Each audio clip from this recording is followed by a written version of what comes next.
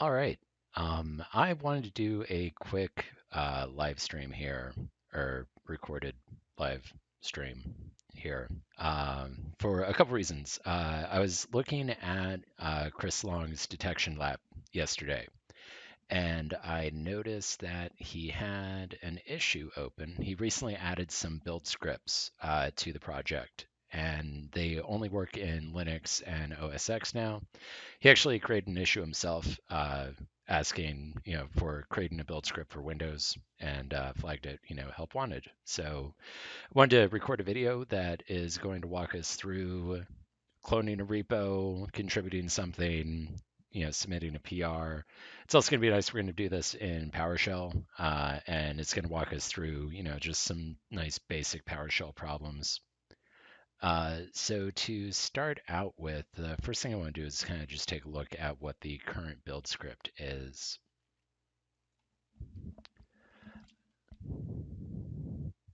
So it's pretty straightforward.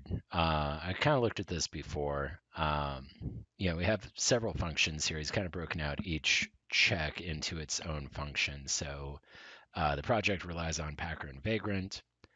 So we have a function for that. We're checking to see if VirtualBox is installed, if VMware Infusion's installed. If VMware Fusion's installed, we want to make sure that the plugin is installed. Uh,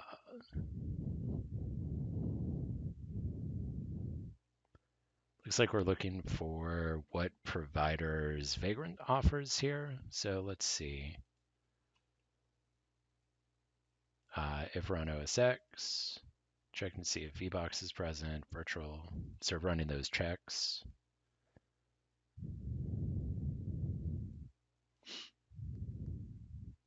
Okay, else we make an assumption that it's VirtualBox. Uh,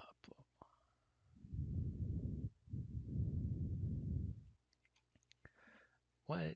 We have to be running a command here or something. It looks like we're catching. Oh, okay, we're just printing this out to screen. Yeah, this would probably be a lot easier if I did actually ran this script on a Linux box.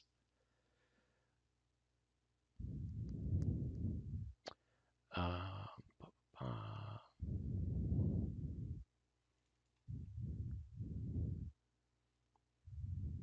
okay, we're just doing checks here. Okay, these echo.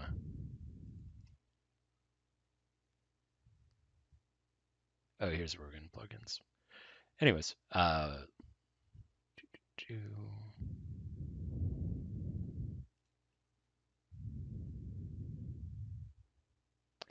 Okay, so looks like the list providers function just goes through and reruns all of these checks that we've already kind of defined and formats them and makes them all pretty. Does a little bit of error checking here.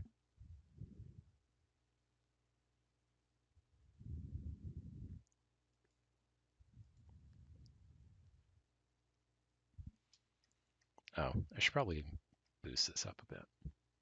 There we go.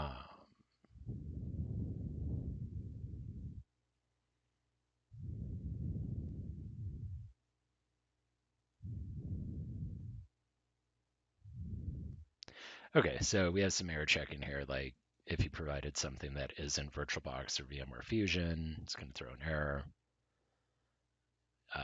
If you didn't provide anything, it's going to prompt you.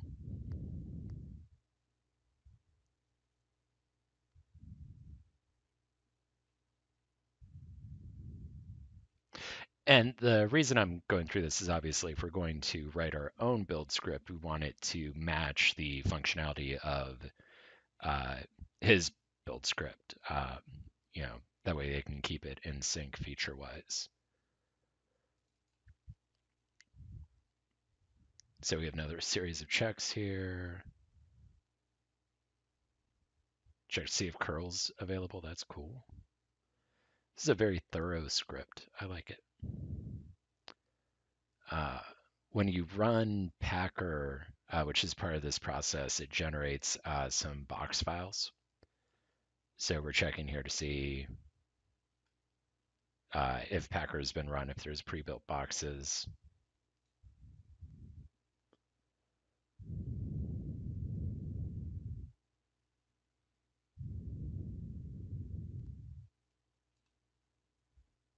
We're checking to see if Vagrant has run here already.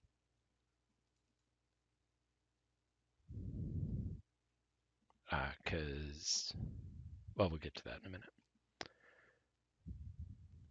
Check and see if we have proper FreeDOS space.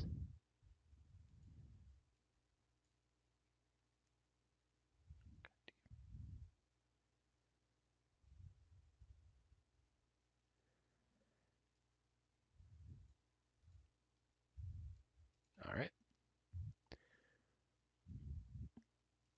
Check Packer version. Ensure that the Vagrant Reload plugin is in there.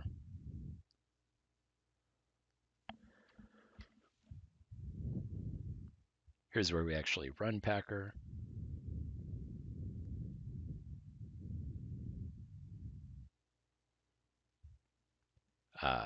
Once Packer is run, we move the boxes that it generates into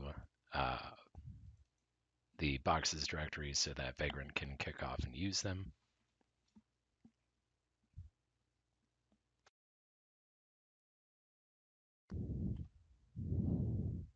So we make sure that we have the right boxes.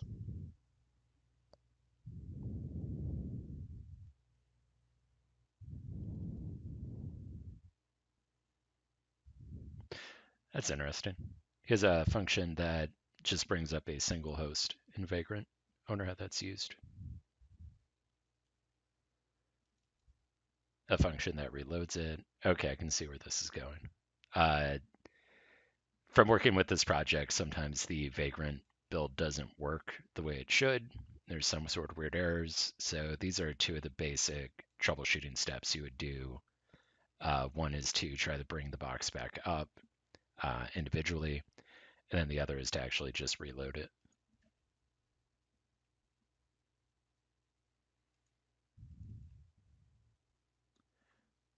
Oh, cool. All right. So at this point, this is post build, so we check to make sure that services are available.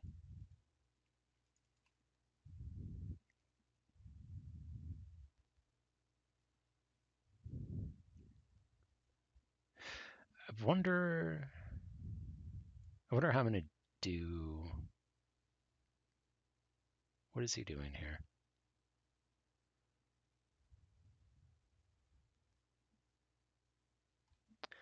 All right. So if the bash version is greater than 4, we're declaring an array called services.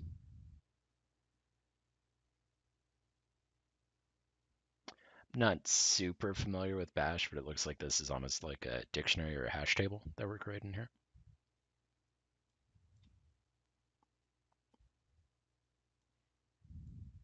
What is an associative array?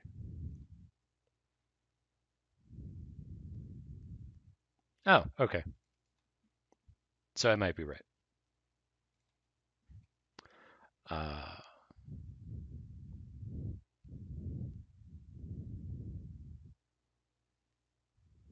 Oh, okay, cool, cool. So we're doing the checks.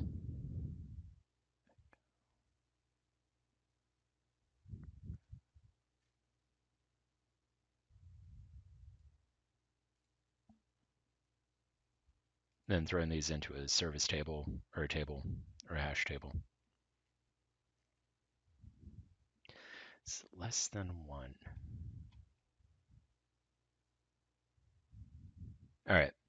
I'm just curious how this works in Bash, but we can do something similar in PowerShell. That shouldn't be an issue.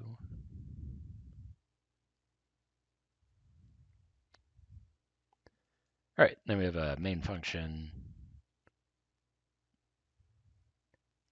that ties everything together. So we have the directory that we're running from. We declare a blank provider variable, the host names that are in the lab.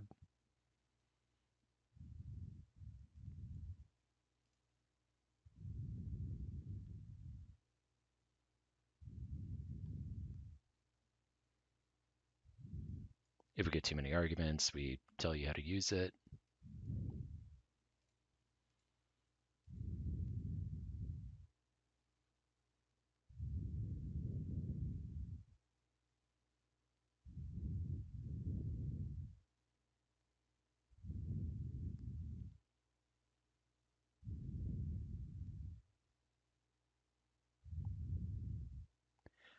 All right, so we run our pre-flight checks, giving it the directory that we're running from. We build out the Packer box for 2016, 2010, or I'm sorry, Windows 10. Move our boxes, set our provider.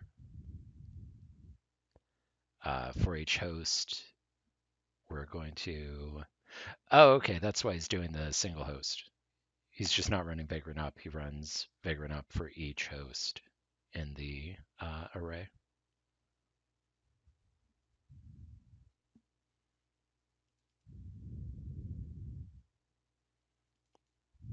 Yeah. So that's where we run this. We run the Vagrant Up host from earlier, pass it the provider, which is going to be VirtualBox or VMware Fusion. We pass it the host, which will be what's in that array, and then we pass it the directory that we're in, which is kind of weird.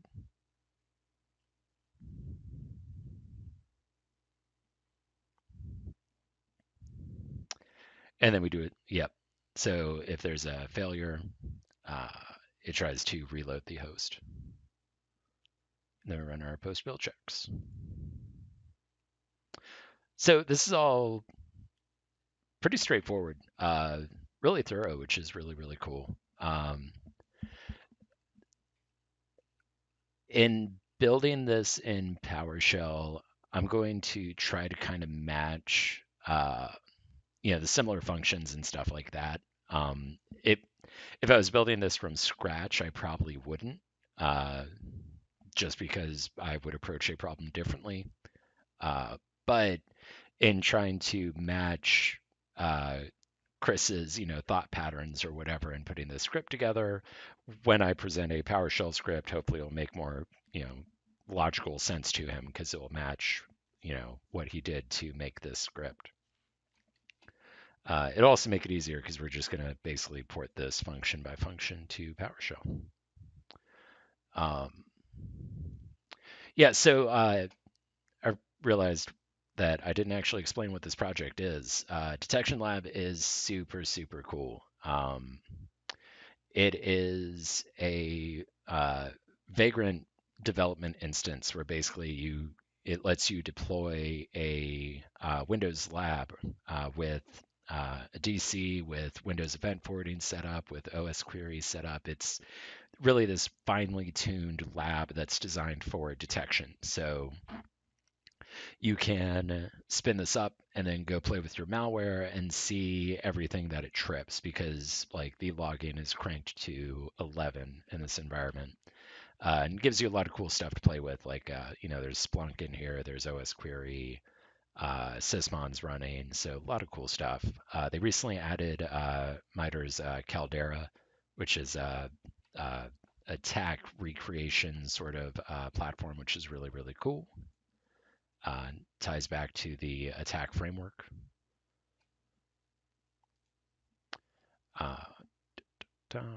All right, cool. So let's go ahead and fork this repo. So I'm logged in as myself here. We're going to go ahead and fork it.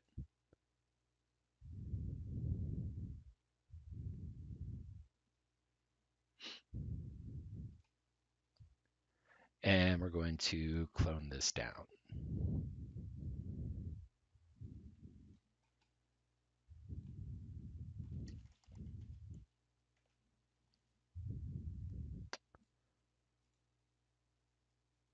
I'm using git bash because it's easy and kind of what I'm used to. You could use really anything editor-wise. Like most editors have built-in git support. Uh,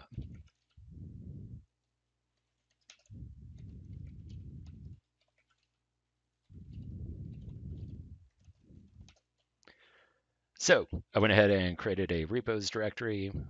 That was a mistake. And we're going to clone this down. Yeah, that's what I thought I did.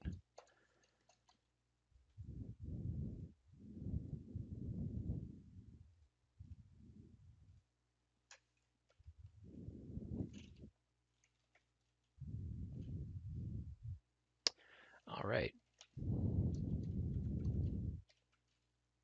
So now we have our own copy of DetectionLab. What's cool about this is I'll be able to work with it, submit my own updates and stuff like that.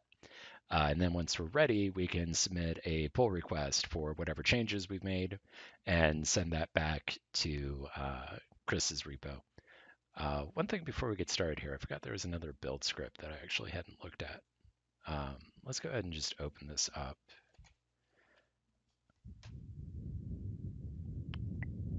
Uh,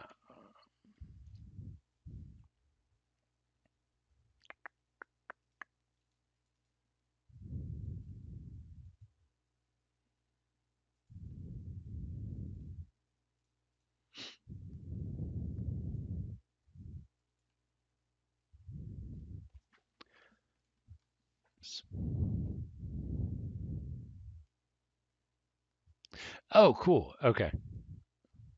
This was a thing that Chris added recently with the boxes from Packer being pre-built. So we're actually going to do both of these. Uh, yeah, it should all be relatively easy. So before we get started, let me create a new branch in this repo. We can do that with git branch, and we'll call this Windows Setup, Windows Build. That sounds better. Git checkout, Windows Build. Cool. You can see that Visual Studio Code over here updated to show our new branch.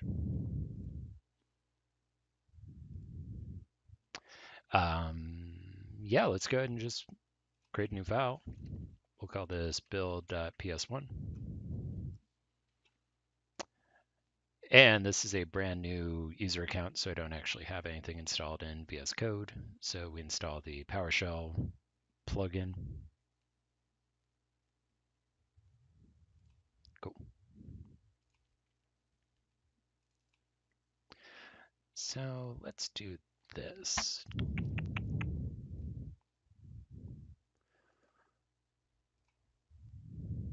So we'll open the original build script up to the side, and then just kind of work our way down here.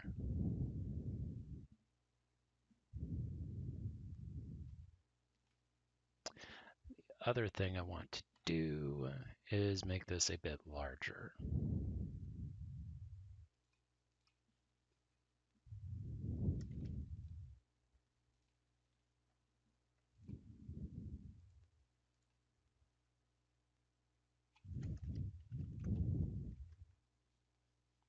Cool.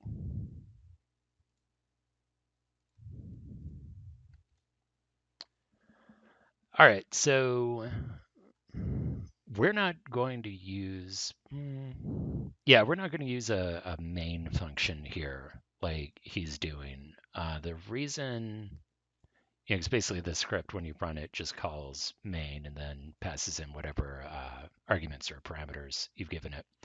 The reason I don't want to use a main function is because PowerShell allows you to do parameter checks and just various parameter flight checks, as part of a script. And I can't think of offhand how to do that while it's wrapped in a main module. So we'll just, we'll start with this. So what parameters are we looking for here?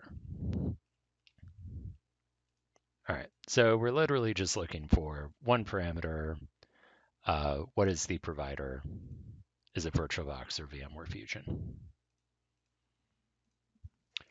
In PowerShell, we have parameter.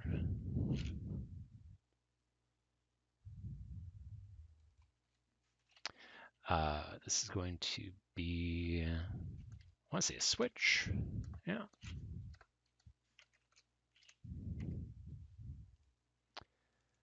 And this is going to be called provider name.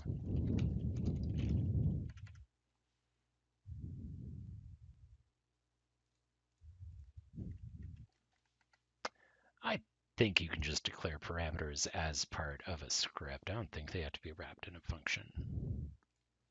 Let's double check that.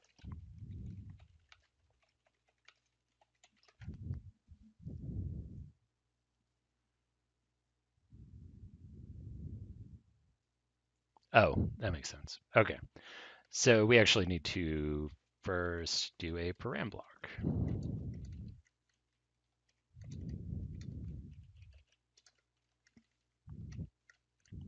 That should do it. Cool.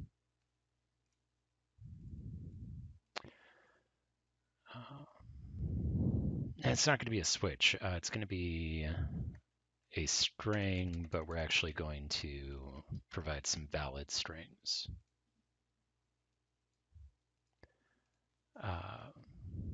What's that called? Like a parameter set, I think.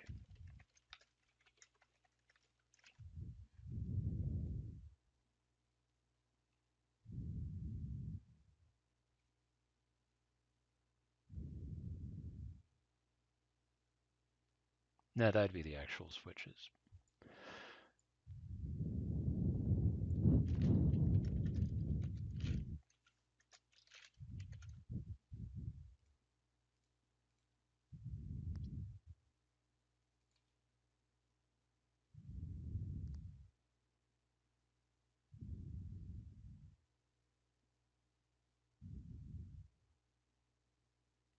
I know there's a way that you can give a list of valid uh,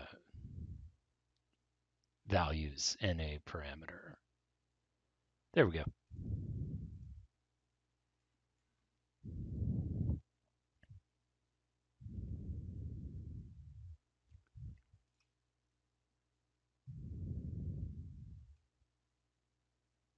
I don't know what that means, so we're going to go ahead and delete this and hope it continues to work. Copy this over here and Birchbox, VMware Fusion.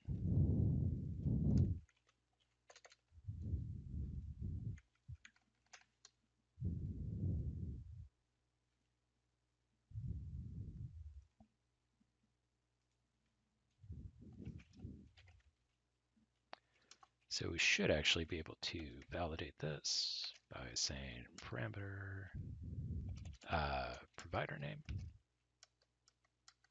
So now we can see we can autocomplete. And if we provide a wrong value, it's going to throw an error. So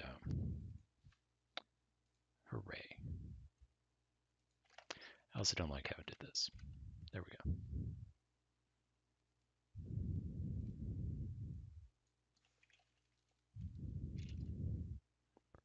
What do we want to give this for help?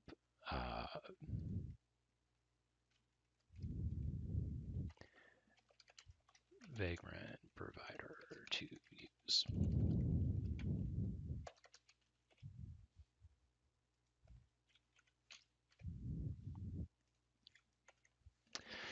All right, so let's make a function.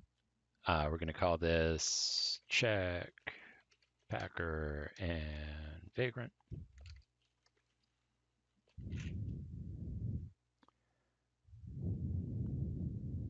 All right, so actually don't need any parameters. Boink.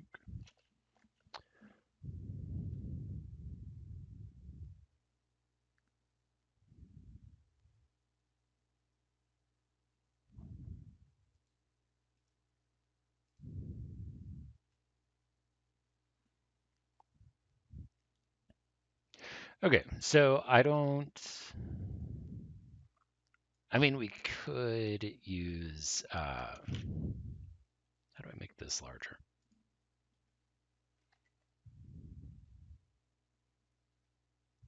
All right, we'll just use a regular PowerShell window. So we could do like git command vagrant.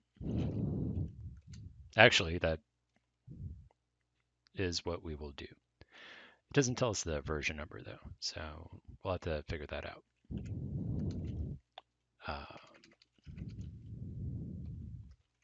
vagrant.exe. So if we do like exe2, all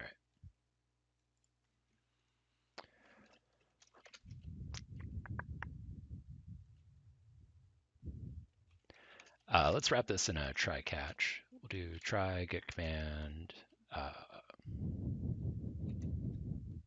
error action stop catch. Is it no? It's catch. Okay. Uh, right error.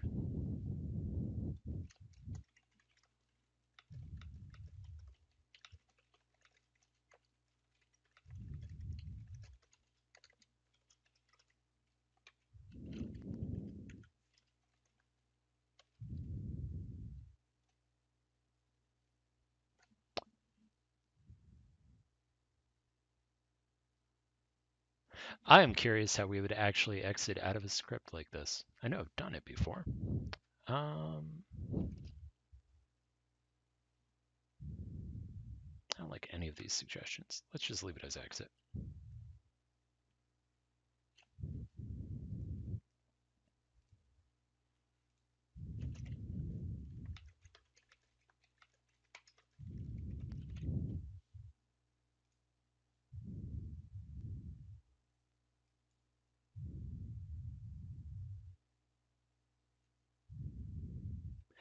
That all sounds very complicated.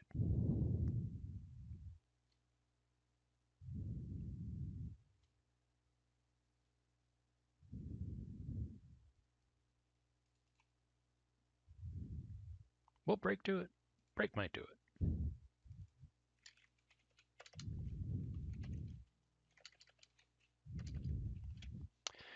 Okay. Let's test this out real quick.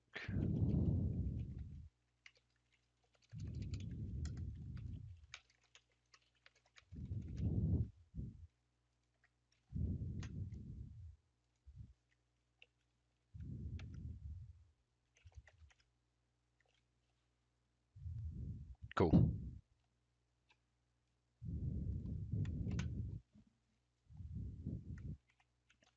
Oops. All right, so what else do we need to do? Got this done. We need to make sure it's version 2.0 or higher.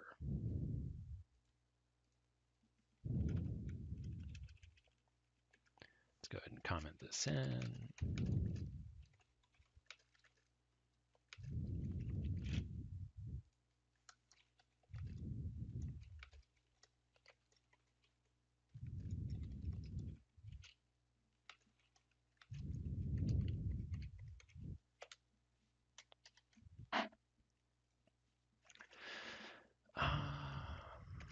Hmm.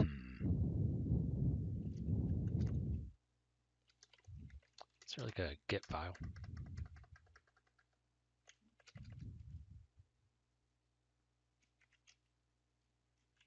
Get item. Okay, so let's do this.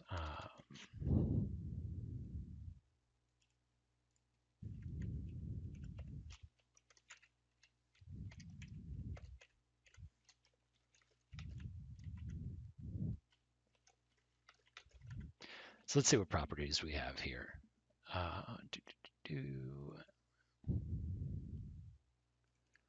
Version info.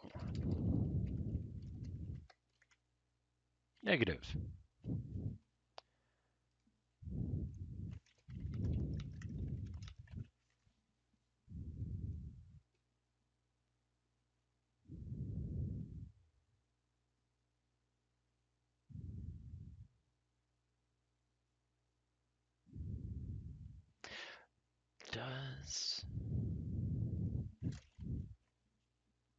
Does Vagrant even have like?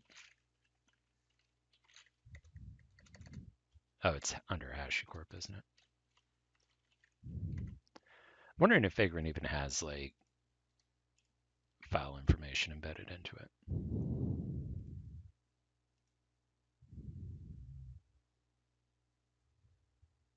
Uh-oh, here's where you find out I don't know how to look at file information. General digits things. There is no details. So that either means I'm looking at this wrong or... Oh wait, that's bin. How did I end up looking at bin's properties? There we go.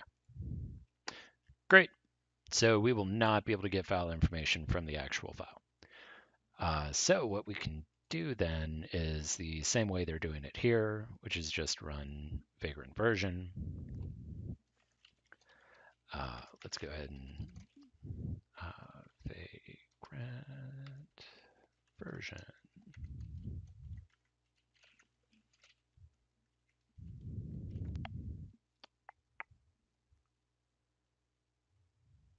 I wonder, there's a version type in .NET we may be able to leverage here. So if we do like split,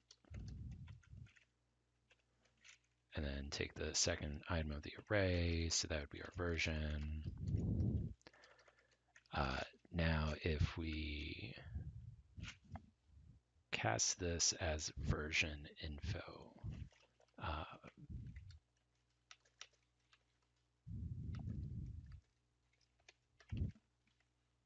version class.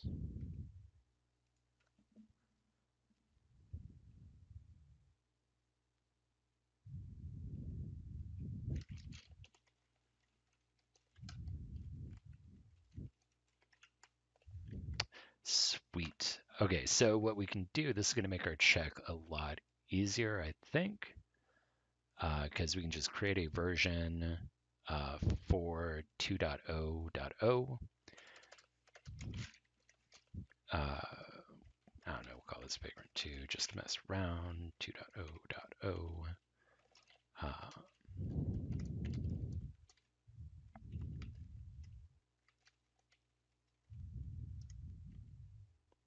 Sweet. So what we're doing here is we have,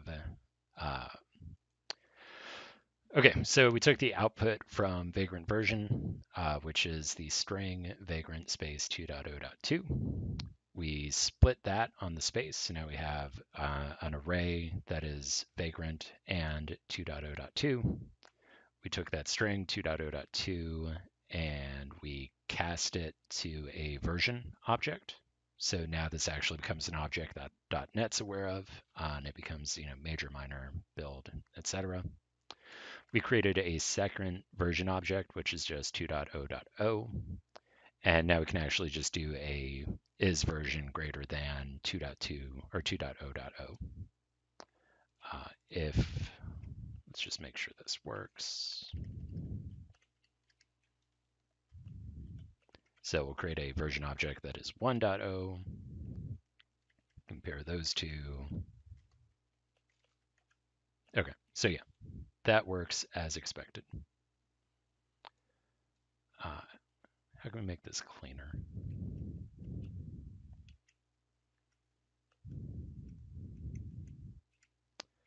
So if we take vagrant version, I think we can just pipe this to split. Yeah, and we can just do what we did earlier here.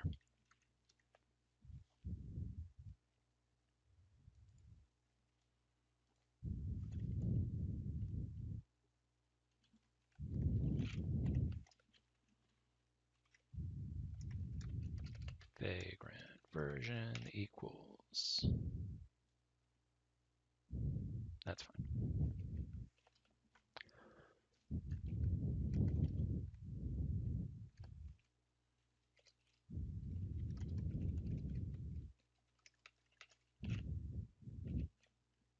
Oh, we can actually just cast this straight right here to system version. We do the same thing here, system, oops, version.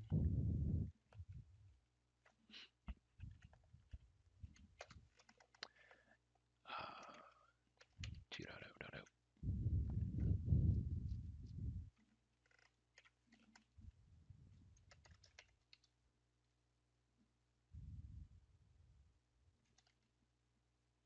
So if vagrant version is less than version comparison, we're just going to write a warning because this doesn't terminate, it just throws a warning. Right, warning. And we'll just copy this. Easy peasy.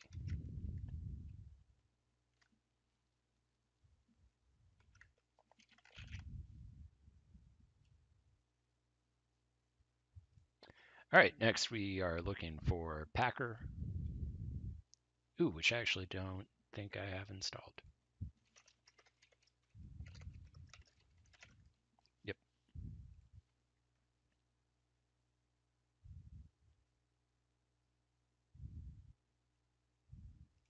All right, so before we can start on that, let's go ahead and save, and let's install Packer, which I will probably fast forward through so you don't have to watch me download and install Packer.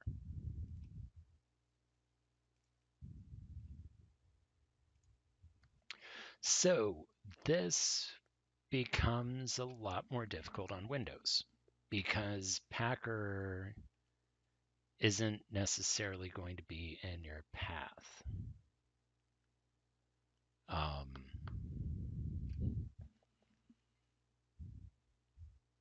And it's kind of a pain to update the path in Windows for this. So how do we want to approach this? We could add, that's what we can do. Let's add a parameter here.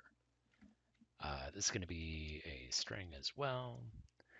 And we're going to call this Packer path.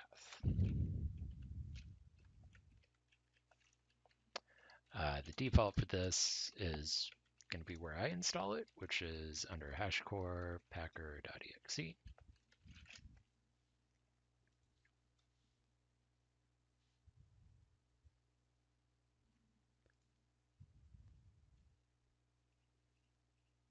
Oh, that's going to work out well too, because we can reuse that later when we're actually building the Packer boxes.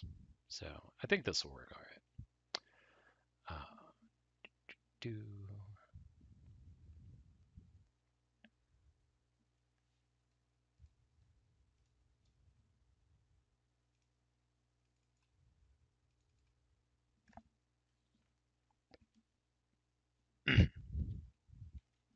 Okay, so I think that's all good.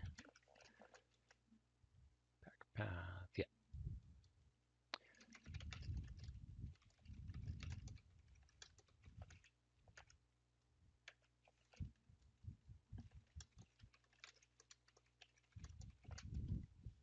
Is that going to work? Probably not. Let's do get item.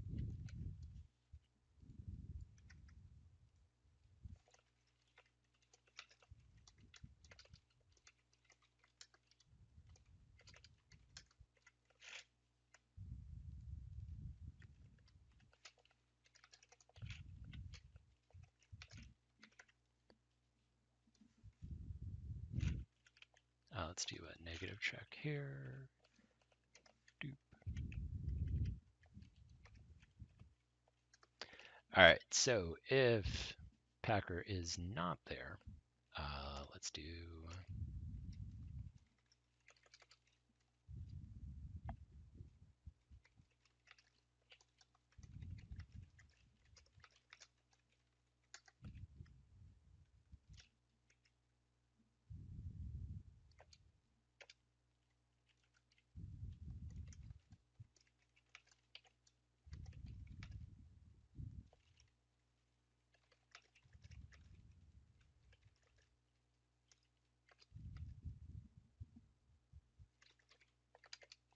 how nice do we want to be here?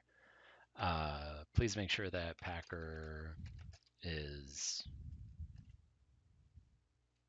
at Packer path. Nah, it doesn't make sense.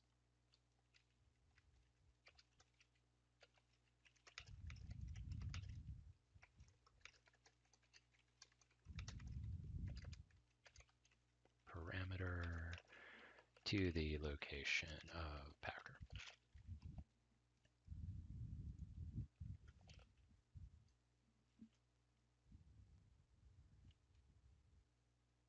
Yeah, it's probably good.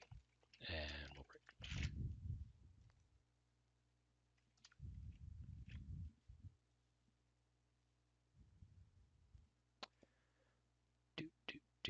Okay, so that is that.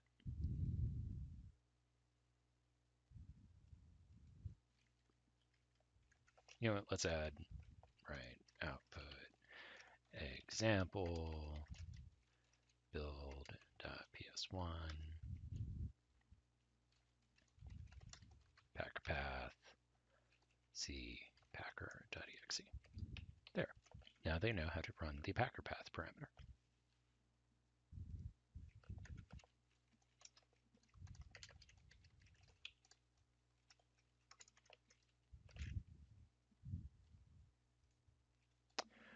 Cool. Do. Oh, all right. That is the end of that function. So let's check if right our, that's the end of that. Let's do function. This autofill stuff is all new to me and it's amazing. I should really learn how to use an editor.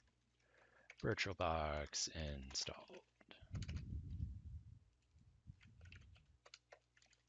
We don't need parameters.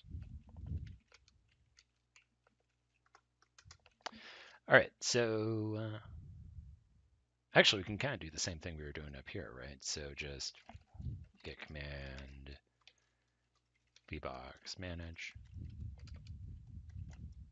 It should work. Negative. Is that how you spell manage?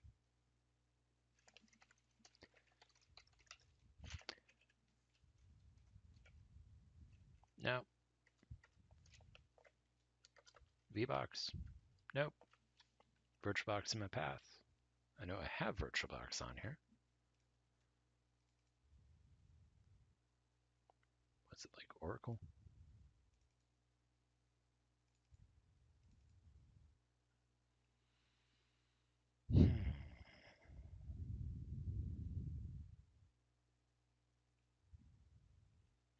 All right, so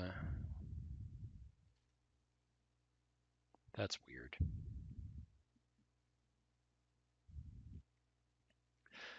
How else can we do this? Oh, I should fix that.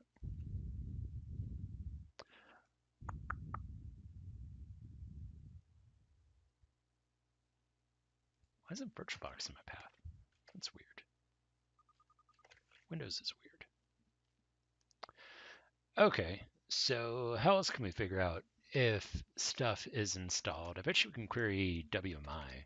Let's just look up PowerShell, find software installed. Sounds good.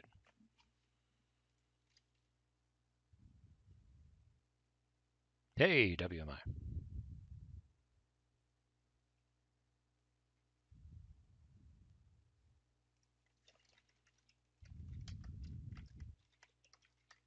What was that? Product? Yep. Oh, that is awfully slow.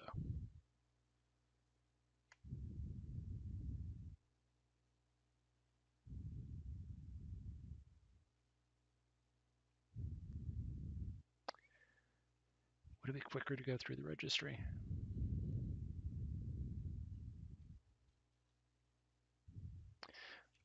Well, with we do like where clauses, right? They have filters. How do we do a WMI filter?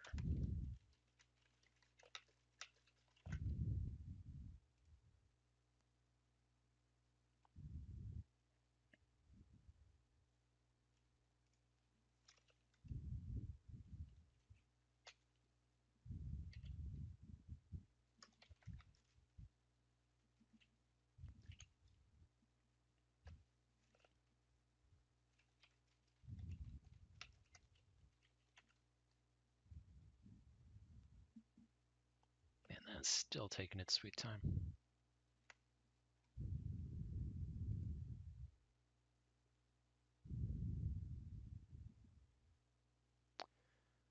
What registry key are we looking at? Do uninstalled. Let's see. So that'd be git item hklm software Microsoft Windows current version, uninstall. Get item property, I think, for that. Nope.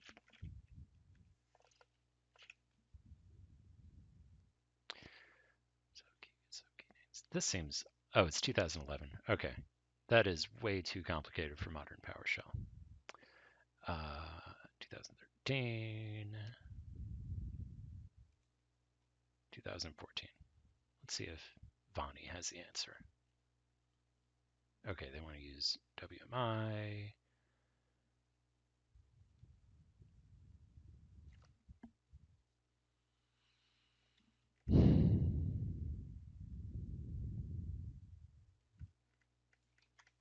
Oh, maybe if I read that article instead of just looking at the pictures.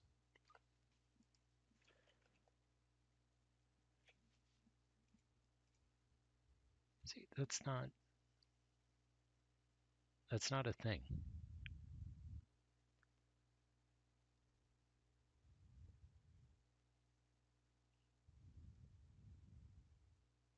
Oh, okay. Yeah. If we had SCCM, that would be an option.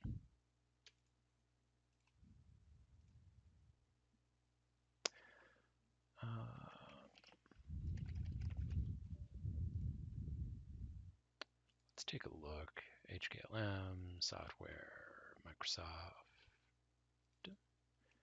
current version.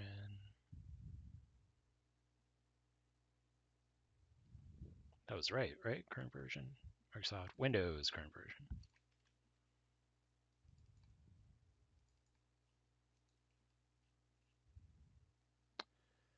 TU.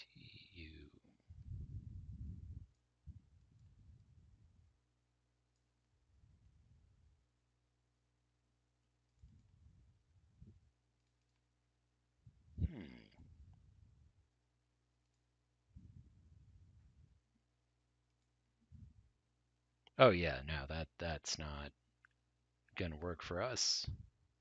Oh no, it might.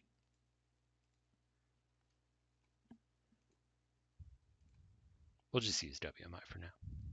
That'll be fine. Okay. So let's take this and do, I don't know, VirtualBox. Is it all? It's probably like Oracle VirtualBox or something.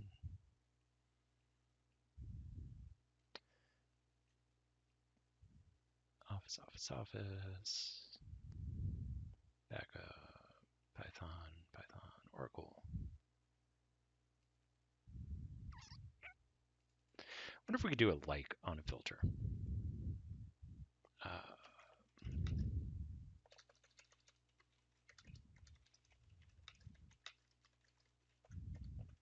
That's not a word.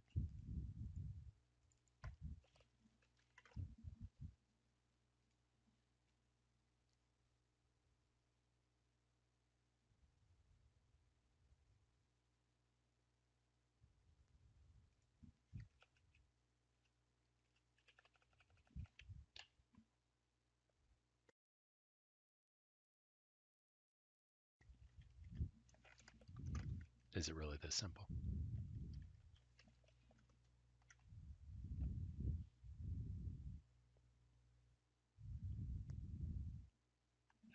Nope. Was it virtual space box?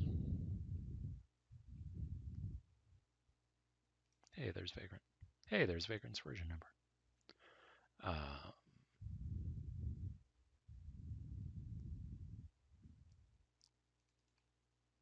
Did I misspell VirtualBox?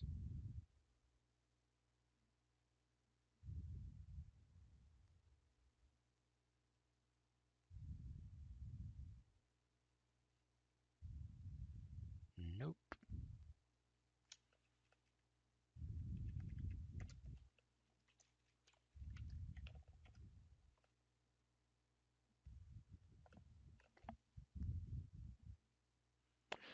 You are the worst.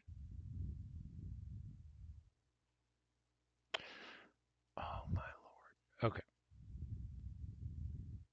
You know what? Let's start this way and work our way down.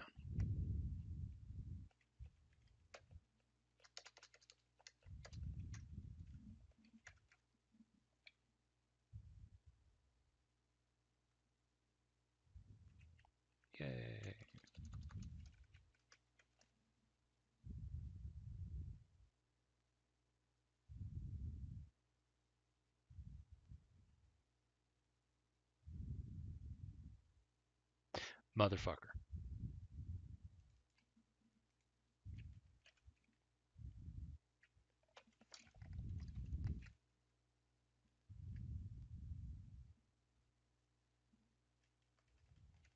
Then it's percent.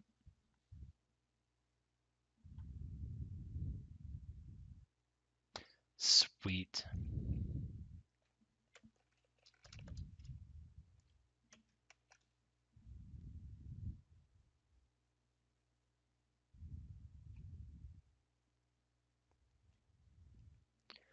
All right. That is good enough for us. So, do. Okay. Simple enough. Uh,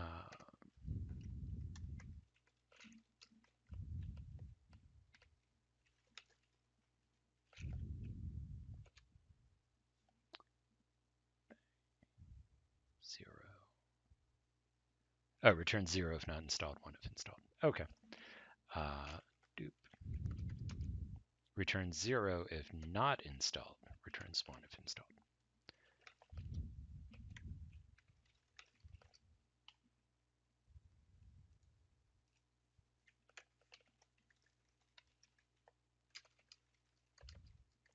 That is the opposite of what I would expect. Usually if something is successful, it returns 0, else it returns 1.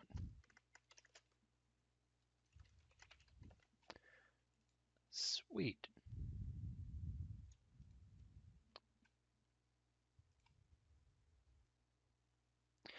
Well, poop. Now I'm going to have to install VMware Workstation.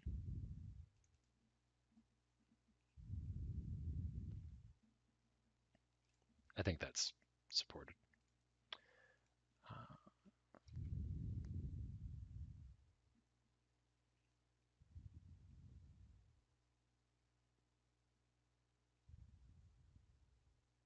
Okay, yeah, Workstation.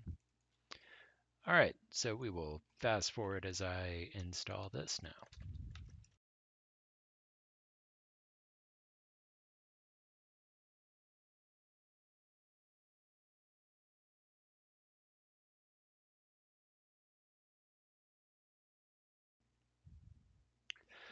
So while that is downloading, let's go ahead and insert a help block up here, which there should be a shortcut for that. Let's learn what that is.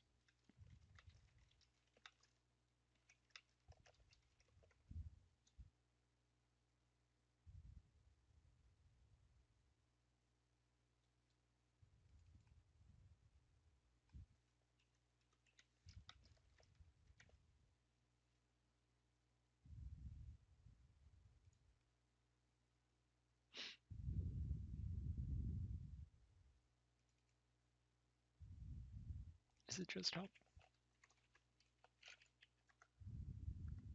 Nope.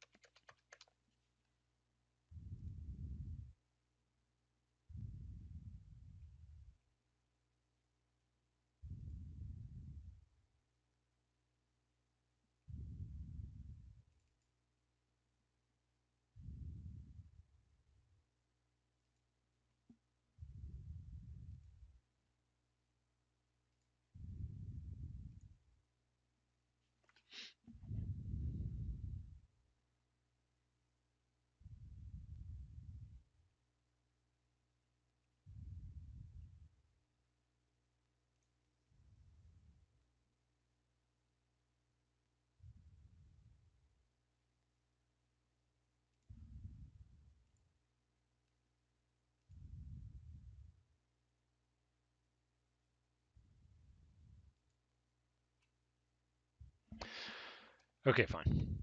Not seeing anything there, so we'll just look for how do you actually do help in PowerShell.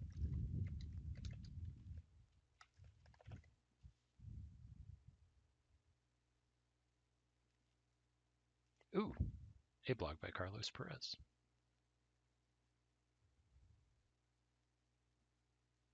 What the fuck is this?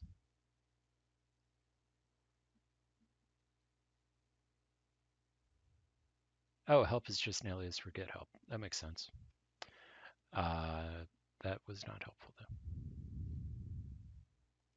Add help to your PowerShell scripts.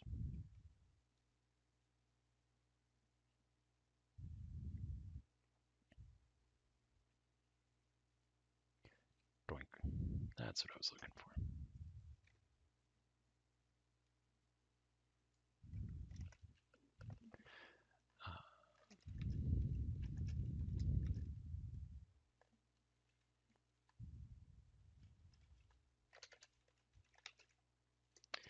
Will deploy, not will try to deploy, which is actually what it's going to do. We're going to be positive about this. This script will deploy detection lab.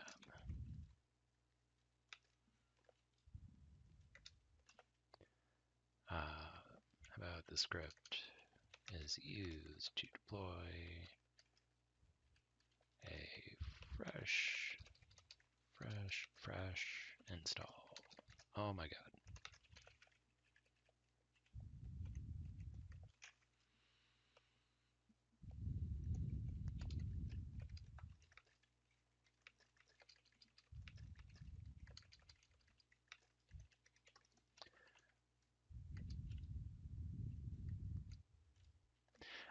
The script runs a series of tests.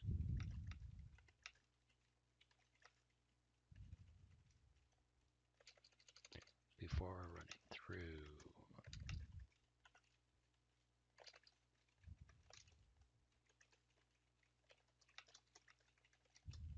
it checks if Packer and Vagrant are installed,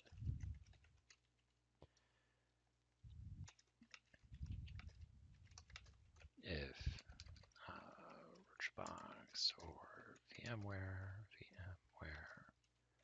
are installed, if the proper Vagrant plugins are available,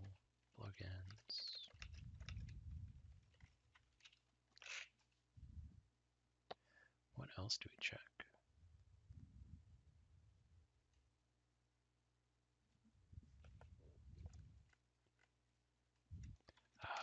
Various system health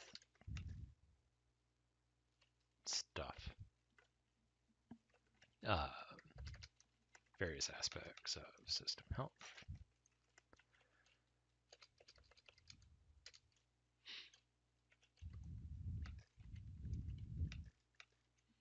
Put that post deployment, it also verifies that services are installed. Services are installed and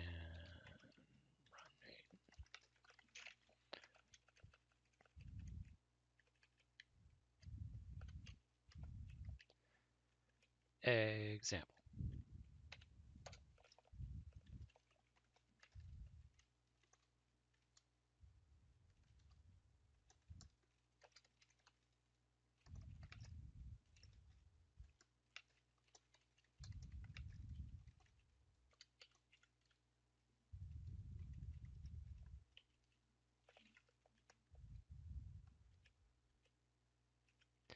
And we'll do another example.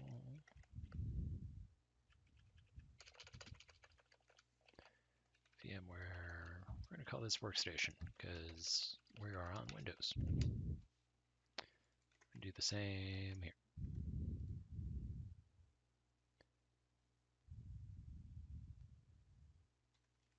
Sweet. All right, let's install workstation.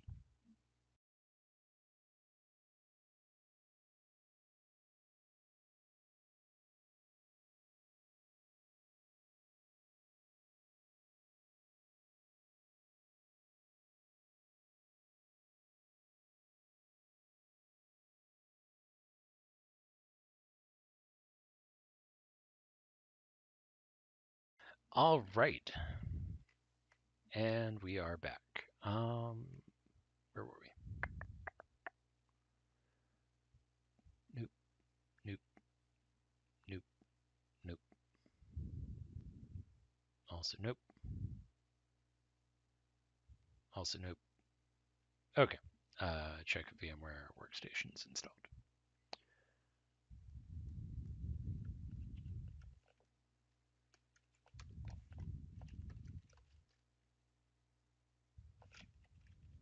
That doesn't seem right. I think our tabbing is off. Function. There we go.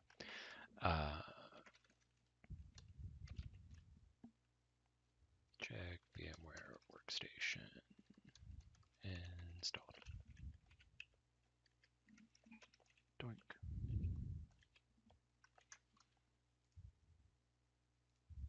There we go. Why? This is really annoying me. My tabs are all off. No, it's not. Yes, it is. I didn't close this one out. Okay. Perfect.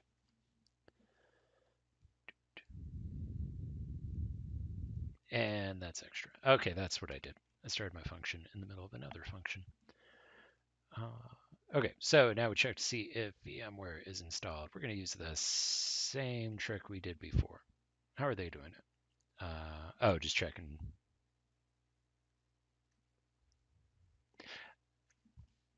Oh, because it's just function. They're checking to see if it's Darwin first before they run that. I was wondering this would not work on Linux. And all right, that was a brain fart. Back to work. So yeah, we could probably just do something similar here and say percent VMware.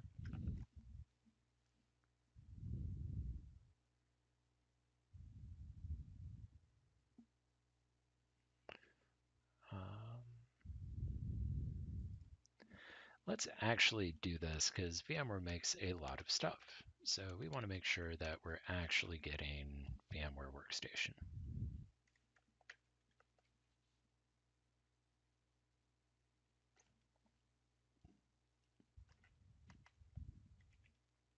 Which actually means we don't need a like, we can just do equal.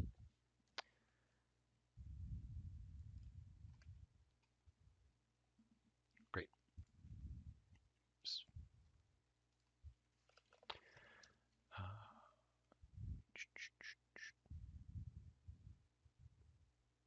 Okay, so same thing here, return 0 if not installed. Actually, we're just going to do this and do this. Say equals VMware view workstation.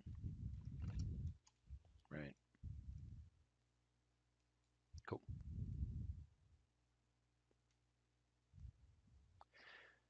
Return 0 if not installed, 1 if installed. So that should work. We can actually test this out by doing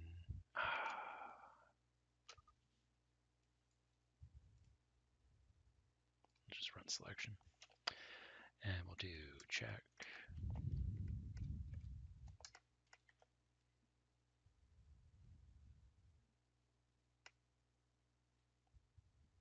Cool.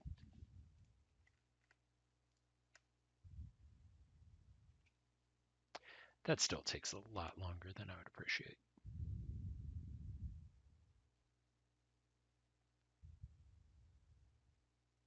You know what, we could speed this up so it's just one request.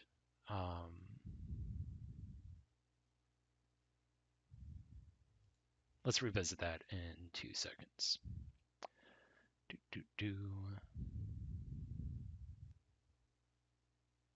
All right, so the next thing we're doing here is checking to see if the Vagrant plugin is working.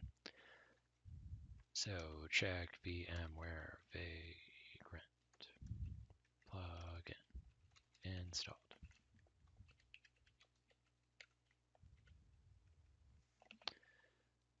And we're going to do the same thing they're doing here because I don't want to fork out the money to install Vagrant's VMware plugin. So we'll just assume if this works on Linux, it will work on Windows. So if we do like Vagrant plugin. Whoops.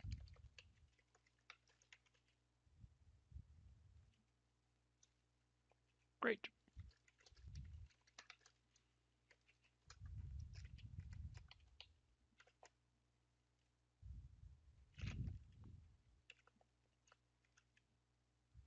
Okay, so that works as expected. Yeah, let's do that.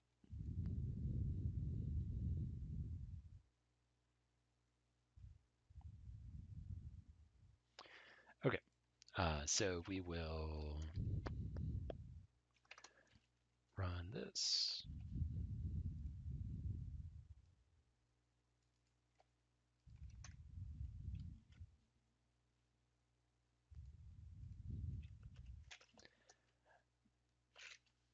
And instead of selecting no, we're going to check for this.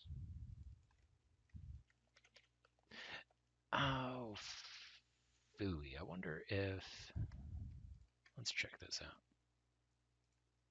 Okay, so I'm going to assume that the plugin for Workstation is called Vagrant VMware Workstation.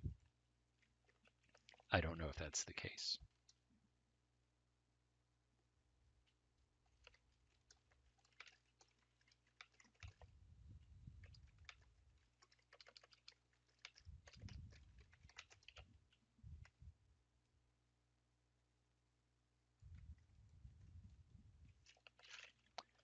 Cool.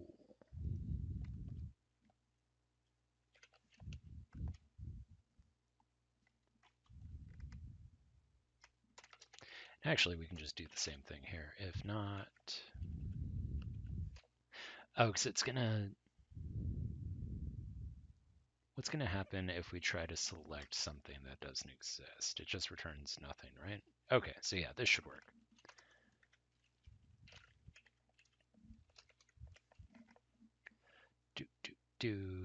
This is where we're gonna echo out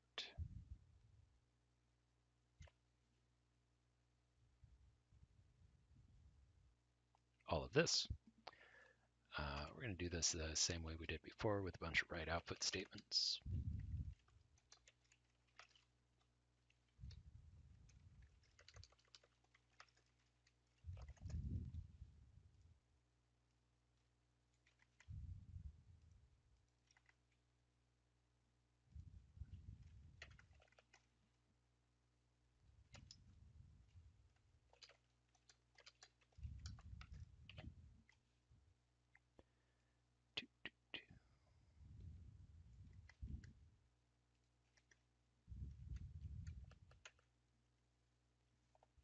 Why is my, there we go.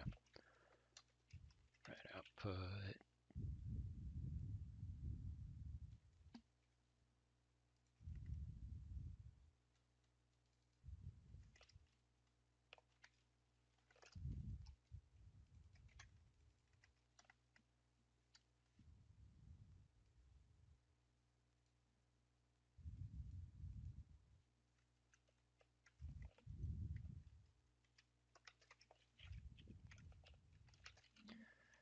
Else return.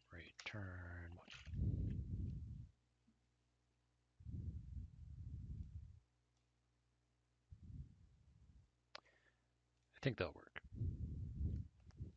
I'm not sure if this will actually execute Vagrant or if we need to like preface it with a ampersand or something like that. I forget.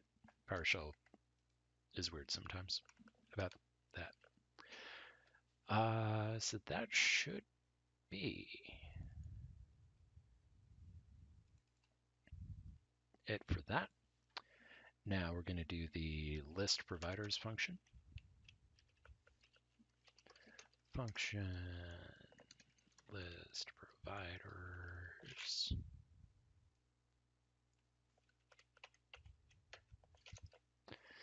All right, so what are we doing here? We don't have to worry about, oh, okay, cool.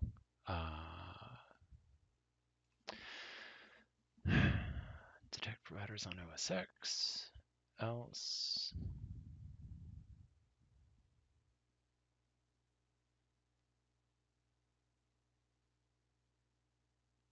Okay. So we're going to print out available providers, VirtualBox, and VM Fusion, or VM Workstation. So let's break this down. Right, output, output.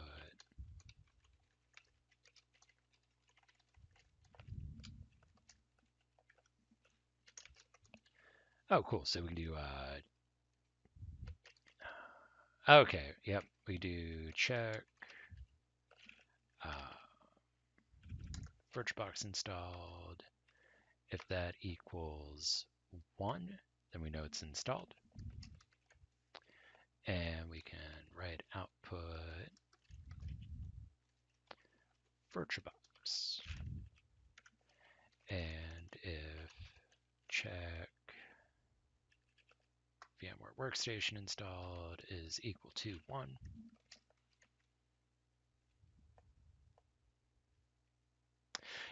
okay, that's going to just annoy me. We're going to change this to true and false because we have that concept in PowerShell and we should use it. So if VirtualBox is installed, we're going to say true, else we're going to say false. Is it lowercase? Huh, sure enough. If workstation is installed, we're going to return true, else we're going to return false. What else do we got here? False, true.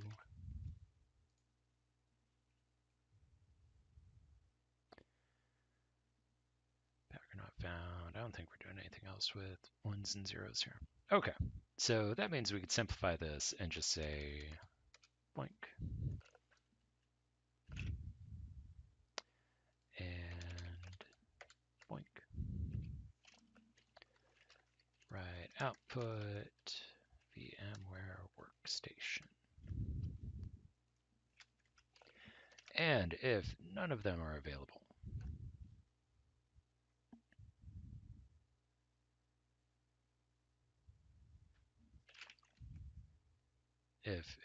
yeah, we'll do this the same way he's doing this. If not,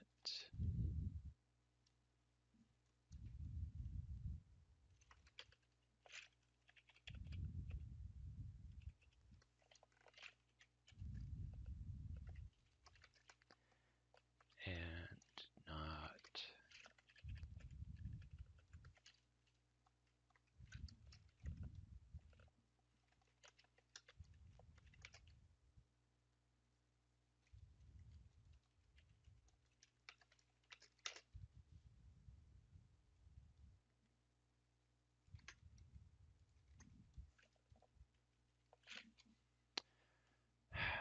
fix that in a second. You need to install a provider such as Workstation. For consistency and cleanliness, and because it's the right thing to do, we're going to change this all to single quotes. There we go. Ooh, we'll change that too. And that. And that. And that, but not that, because we need to expand that variable. And that, and that. Wait, no, I'll have to go back and fix that.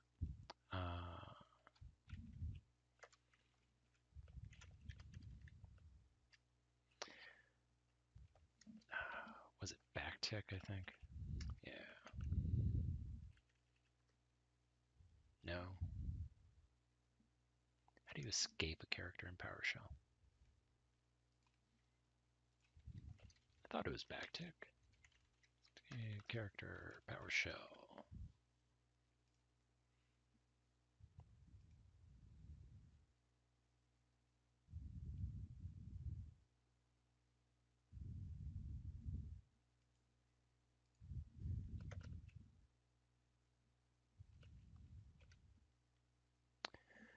What am I doing wrong? Okay, fine. You win this round.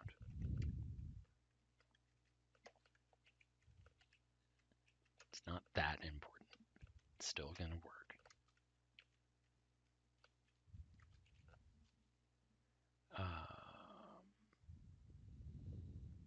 All right, what else do we got? Nope, nope, that's not. Leave that be. All right, cool. Good enough with me. The reason I like using single quotes for strings is because it's a like literal string. Double quotes will expand variables, whereas single quotes won't. So with single quotes, you get what you type, and that's a good thing to kind of default to.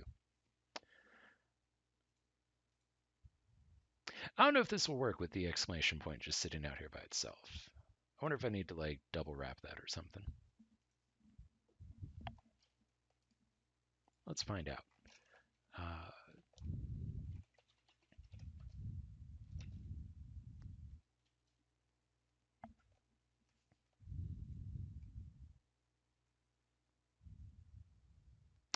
oh, that's even nicer.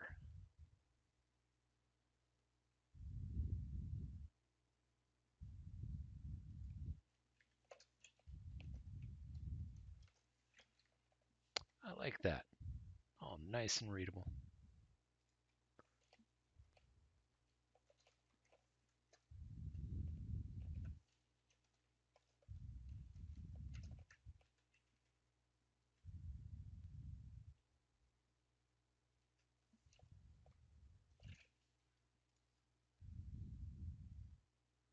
Seems like a lot of parens. That's probably okay.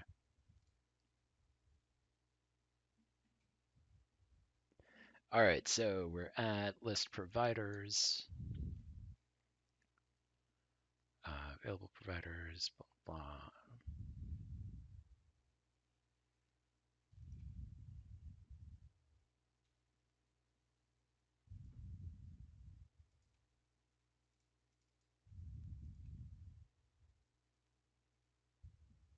So this is weird because you can provide this already as part of the script. Oh, I bet you list providers is only run if you don't provide a provider.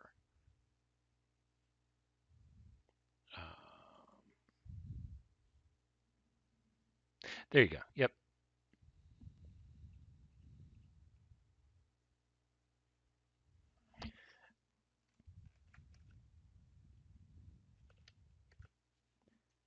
Pretty sure we're going to break out of that. Let's go back. Do, do, do.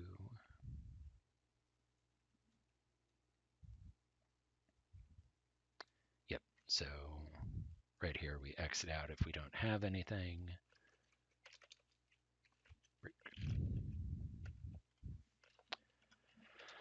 All right.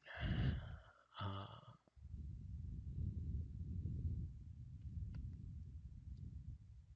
you know what?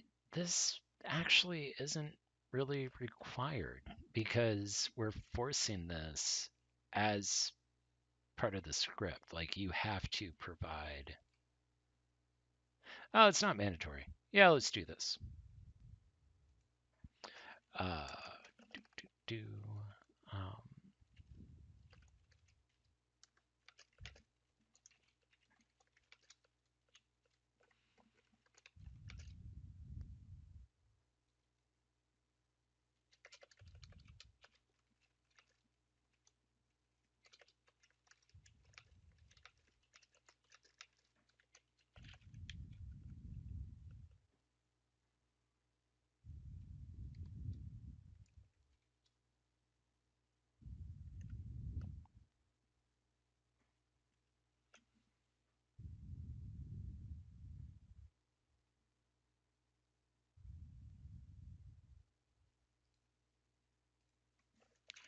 we're going to make this a little prettier. Do that. And do that. All right, so which provider would you like to use? We're going to take that. And we're going to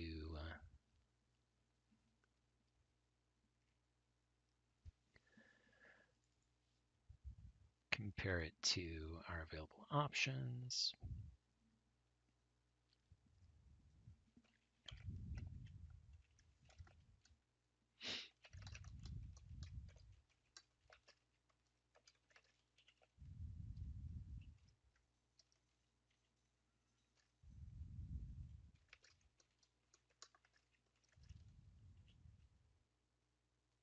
Oh, it's not equal. VMware workstation.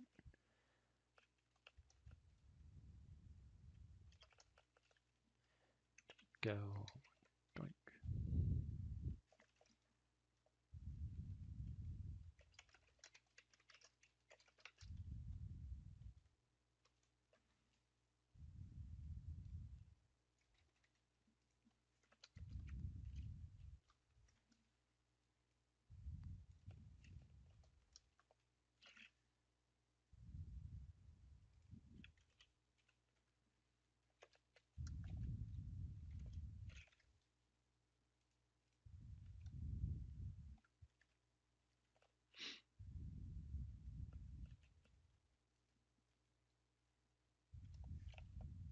And then we'll just return provider name.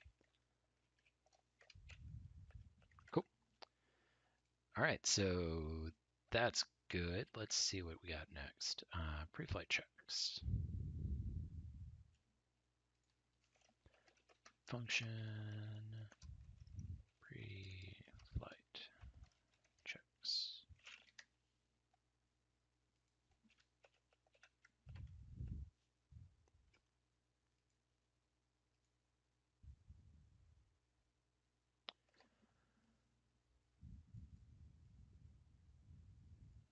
What is DLDIR? What are we using that for?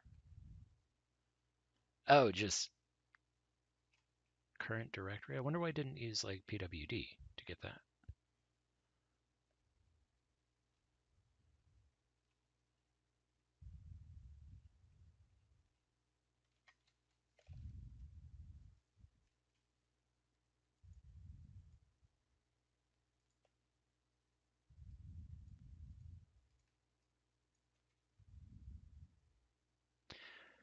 $1 is the second argument, right? No. Oh, because pre-flight is being called. Yeah, so that'll be the second argument for that function. So when we call pre-flight checks, we are passing in DLDIR, which is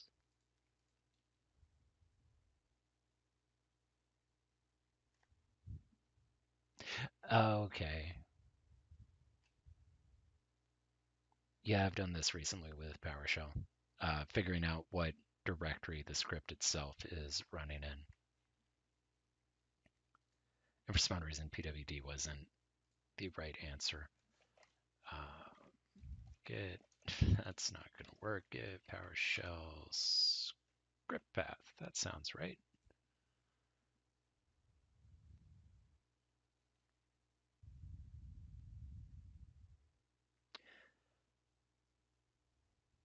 Sweet.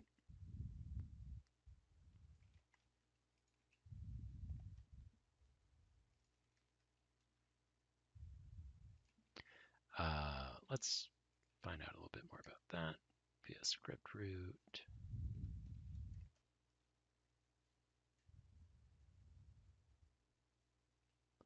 When was this introduced? One said version 3, somebody else said version 2.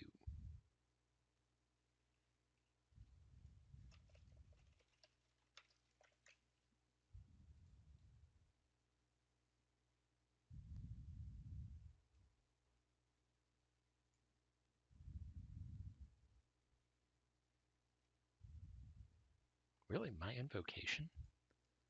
That's a cool variable name.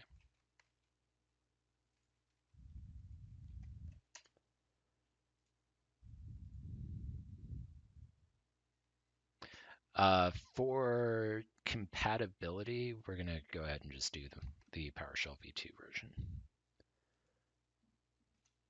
So dldir, we're going to keep the variable the same.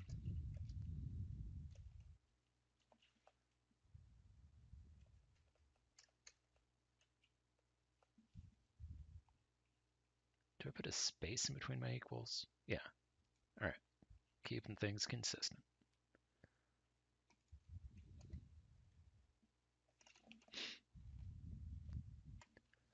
Uh, lab.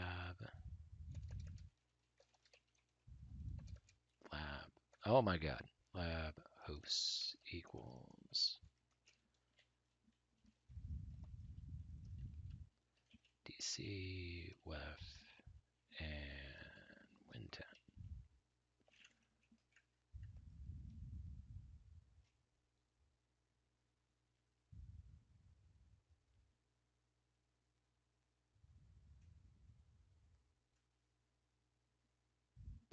Okay.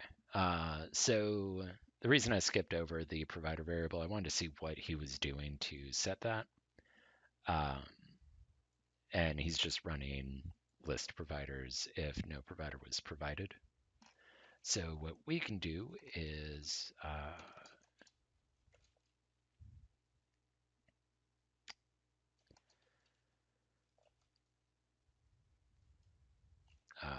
if provider name equals null,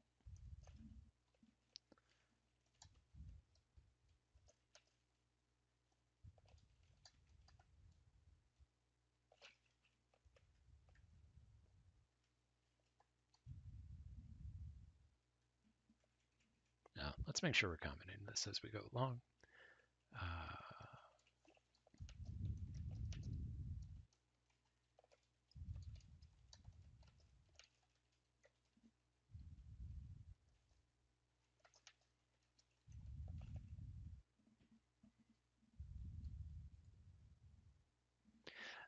We don't have to worry about this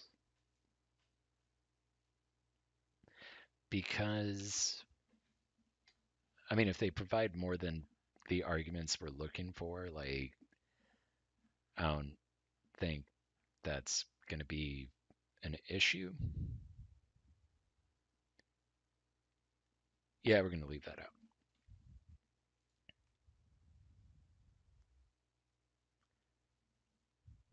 All right, so all of this,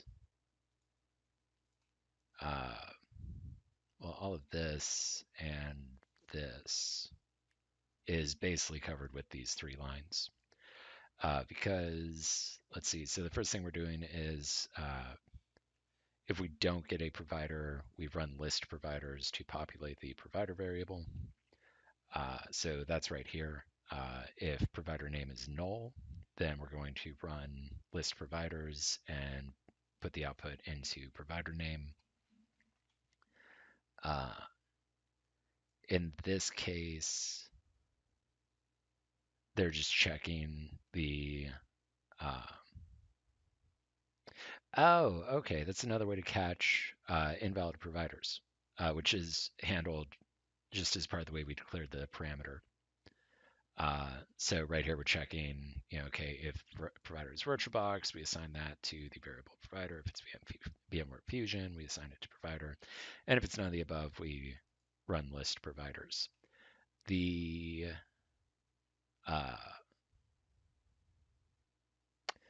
The thing is, like I showed earlier, with the way we're declaring our variables here, if you're going to provide a provider name, it has to be VirtualBox or VMware Workstation, else the script will error out. So we're handling that from the get-go. So this is all good. I skipped over something. How did I end up in main? Holy crap, I skipped over a lot of stuff. Okay. Yeah, this is all fucking like pre-flight. Wow. No idea what I'm doing here. Okay. Uh, let's save that for later. Doop.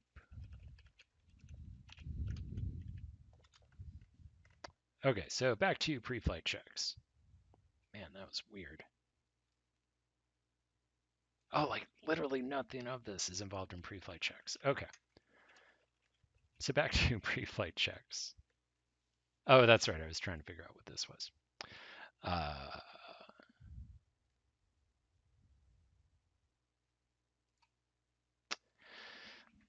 let's see. You know what?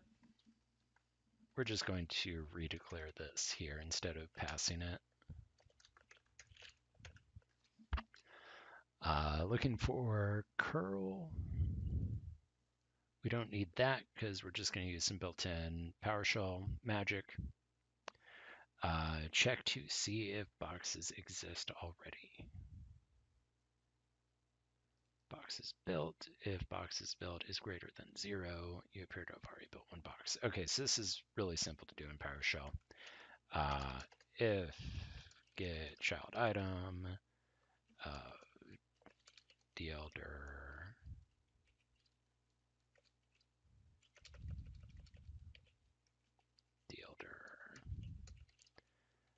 boxes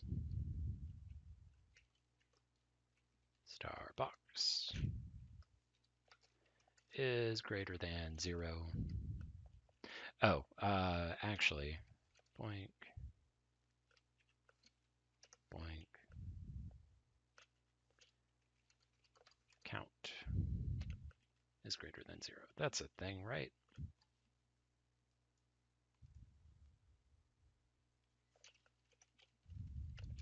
Here, let's do this so y'all can see.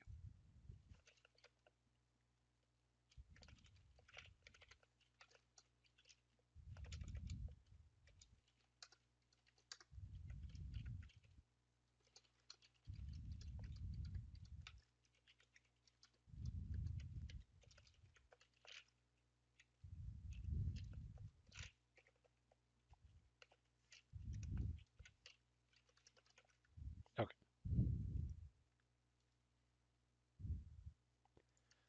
Is greater than 0. Going to write output.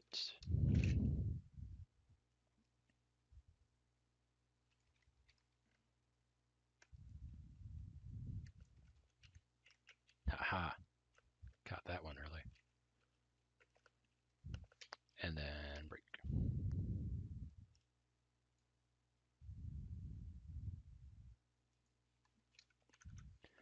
We're going to check to see if there are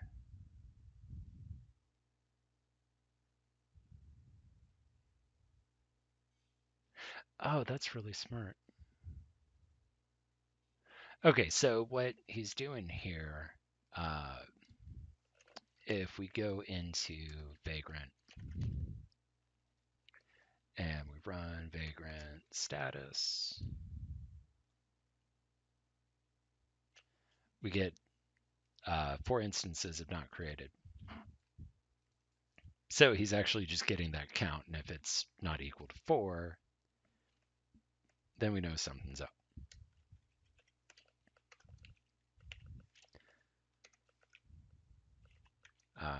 So let's do that. Let's run this through select string, not created.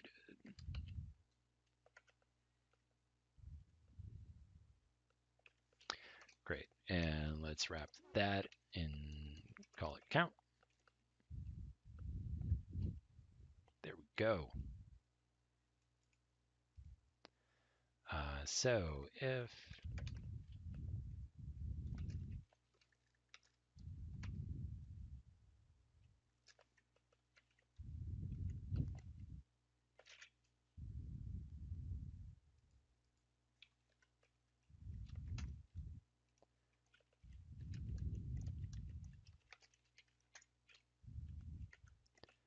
and break.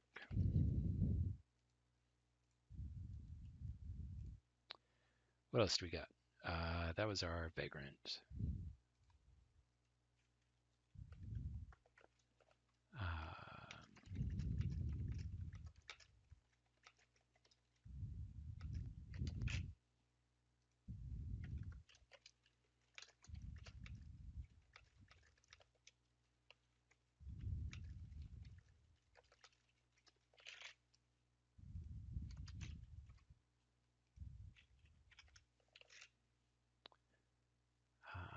check available disk space. And we can do that.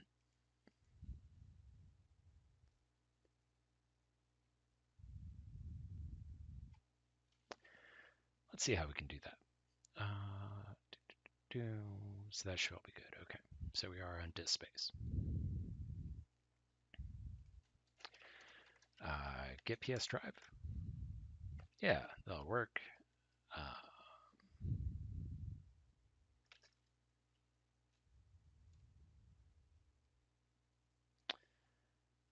Let's see.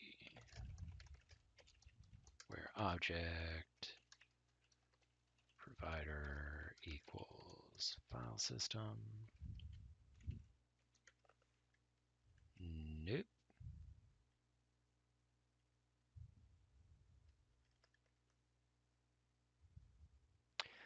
Why didn't that work? Get PS drive. Piping it to where object.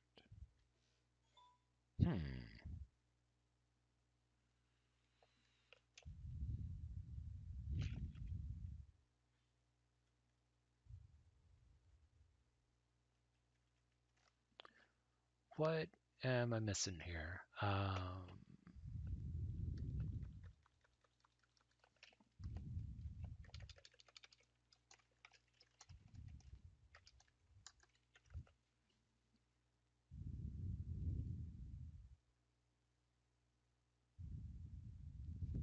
Have I not run?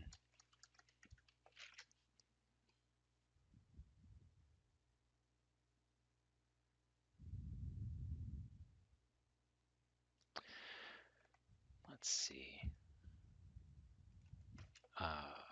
Get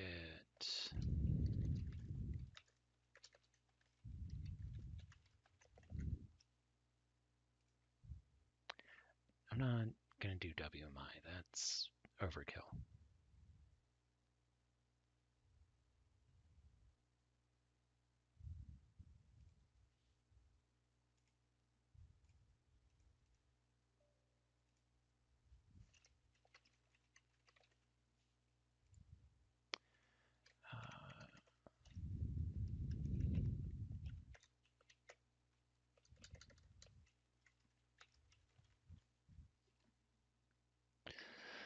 Filtering PS drive.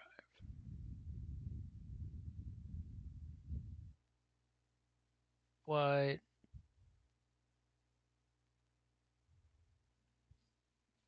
That also seems overly complicated.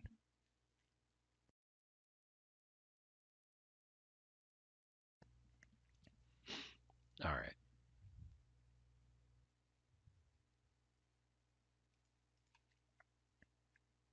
Yeah, let's just copy the last one. That doesn't make any sense.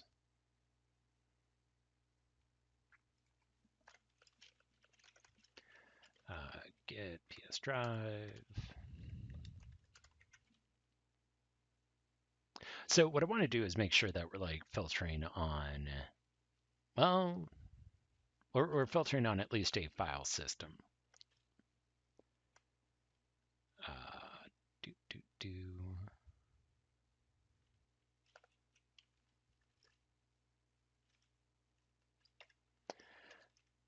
Maybe we could do like where.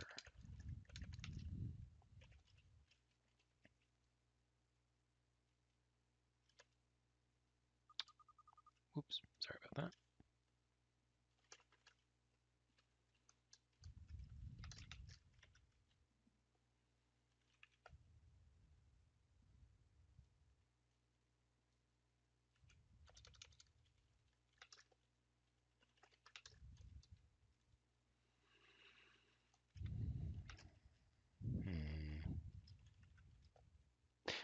Oh, okay. That could explain why we weren't able to filter on it. Let's try that. I bet you if we did like file system, that would have worked out. Nope. Sucks to be us. Where provider like file system. Okay, whatever. Uh,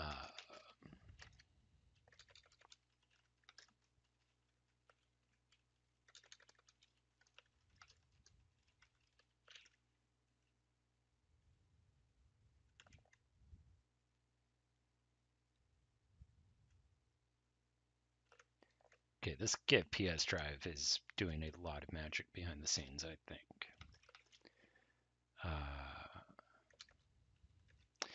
What happens if we send this to a list? Okay, not super helpful. Is it here we do our properties? Okay.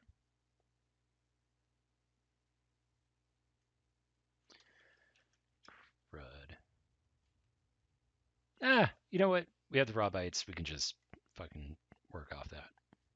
That's fine.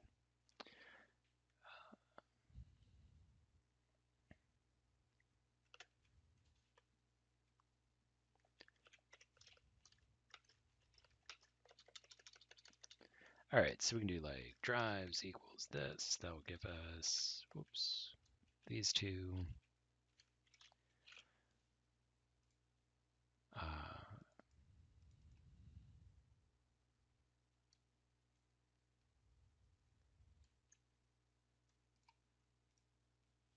Okay, so we're going to check available disk space.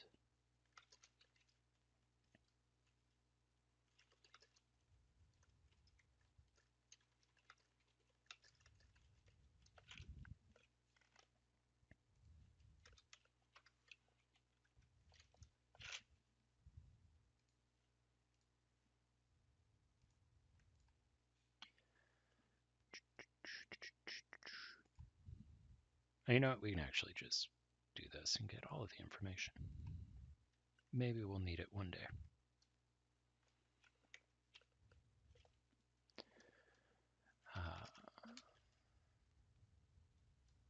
So I want to get a list of drives. So we're going to iterate through. We're going to check to see if each drive has at least 80 gigs free. Let's see. We're going to do a for each loop. Let's do this.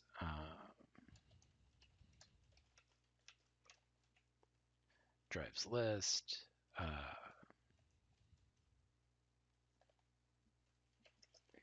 Whoops.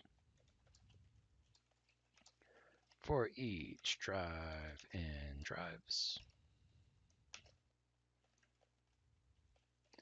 If drive free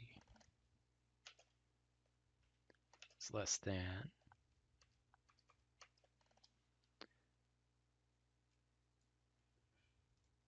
that's right, right?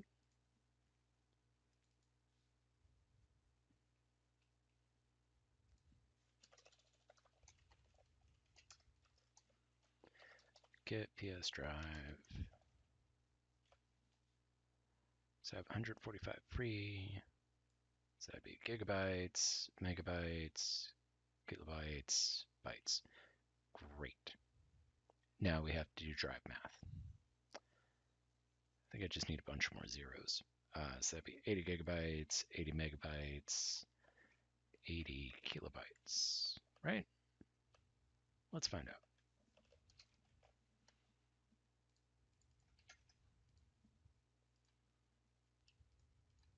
Okay, we're done with you. We can close you.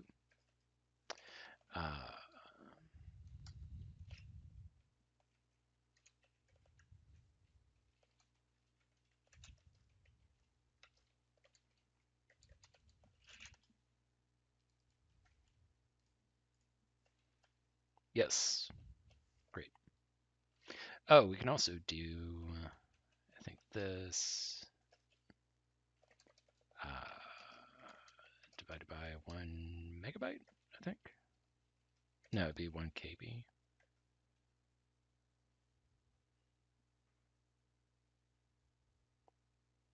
Yeah, I think that's right. We'll run with it. If drive free is less than this, we're going to set drives list equal to drives list plus drive.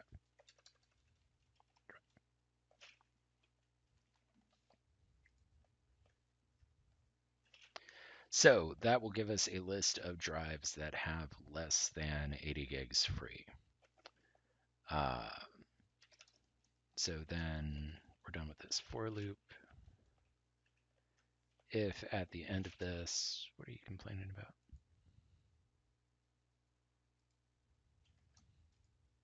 Okay. If at the end of this for loop we have drives, if drives list count is greater than 0, we're going to write out the following drives have less than 80 gigabytes of free space.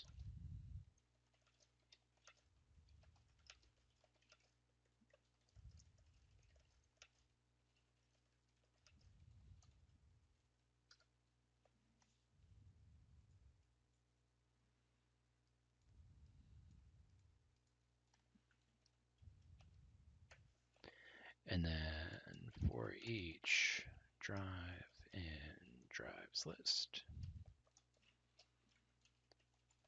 write out.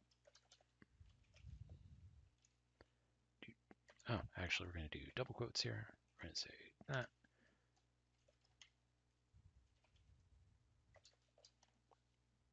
Drive name.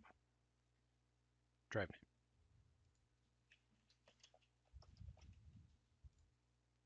Oh, that's actually not going to work. So you can't.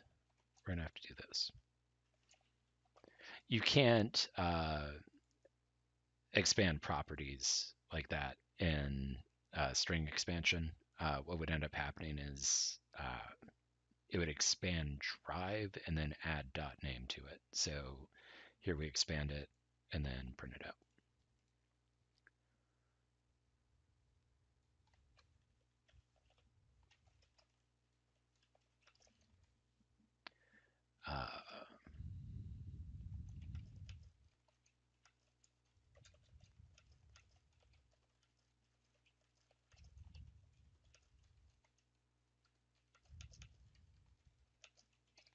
There we go. You can safely ignore this if you're not deploying to these drives. All right, so now we're going to check Packer.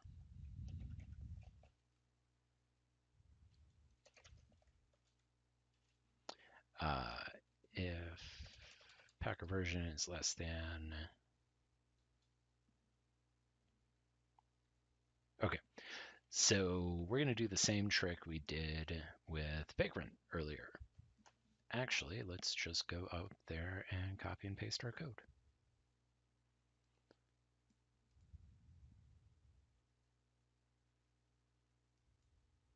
I wonder if Packer has, let's see, I wonder if Packer has actual like version information embedded into it. I doubt it, but nope. Okay, so we'll do the same thing, same exact thing we did here.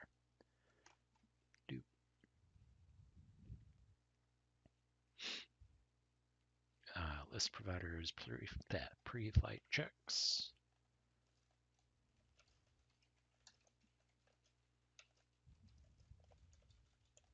Against known bad.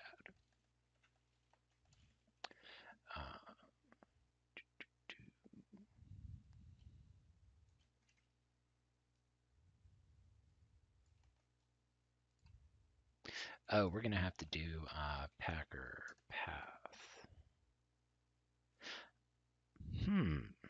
I wonder if that will work. I doubt it. Packer path equals C #core Packer.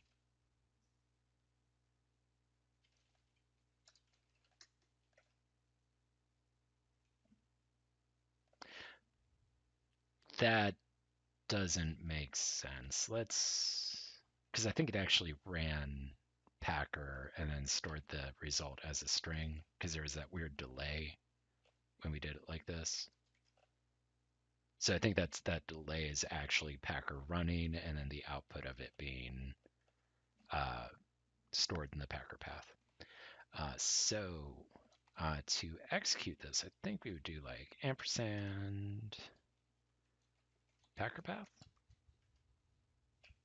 Yeah, because if we just do Packer path, it's just going to print out the string. So the ampersand, yeah, I think that's what that and sign is called, actually executes the Packer path. So if we do ampersand Packer path version, no, that will not work. Oh, what if we do Packer? Oh, because yeah, version's a string. It's not recognized.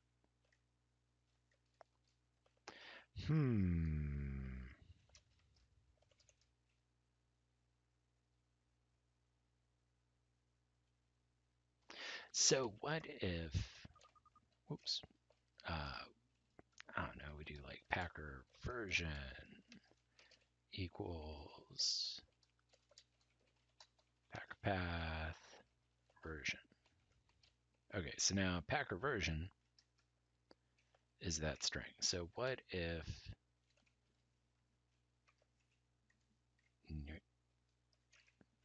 we do this? No, same thing. Okay, so the term is not recognized as command script file program.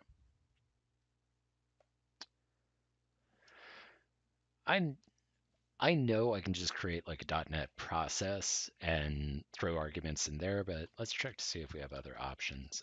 PowerShell run command with parameters.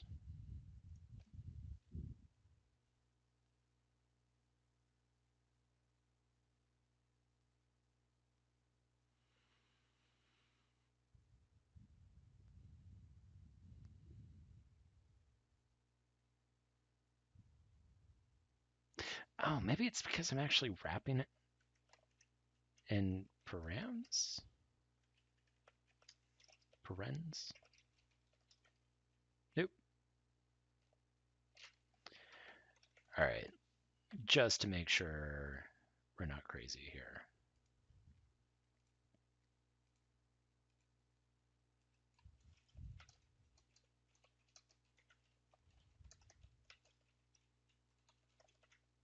Okay.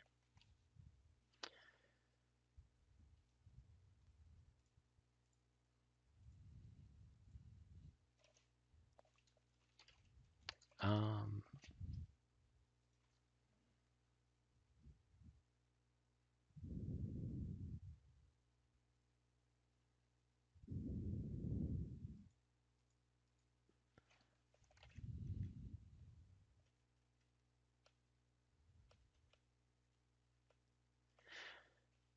well, it makes sense that that's choking, because that's.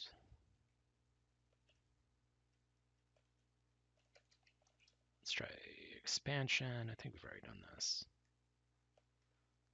Term HashiCorp Packer. But if we just run, oh, yeah, let's try. I think we've already tried this. Let's try this again. One of these is the ampersand. There we go. Okay, so that didn't work. Let's try this. There we go. Okay. That sort of makes sense to me. Whatever. It works. Back path. Oh, it's actually that.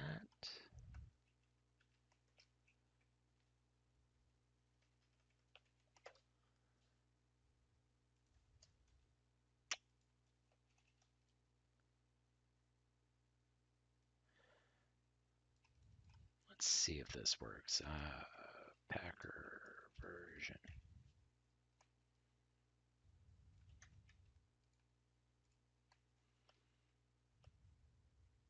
Right?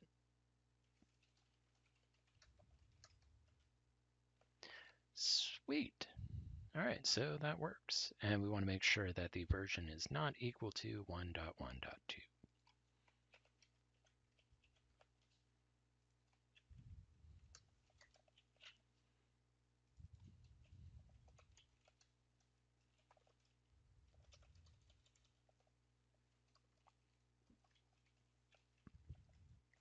And we'll call that packer notepad.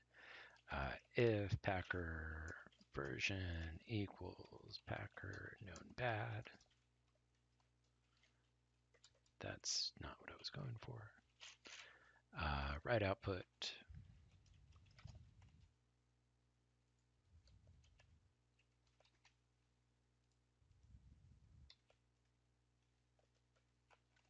And exit.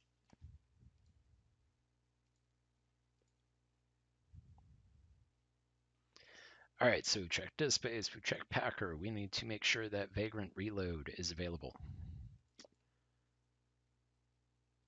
We are in, holy crap, we are only halfway through this script. This is an intense script.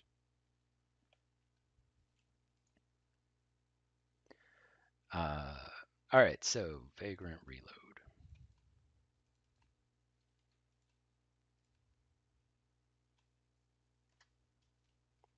Yeah, we don't want to edit his script. Vagrant plugin list. Okay, so this is basically the same thing we were doing for workstation.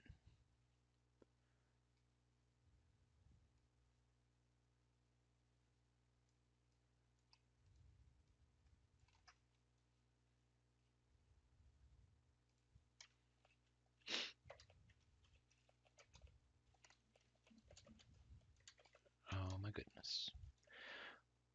Okay.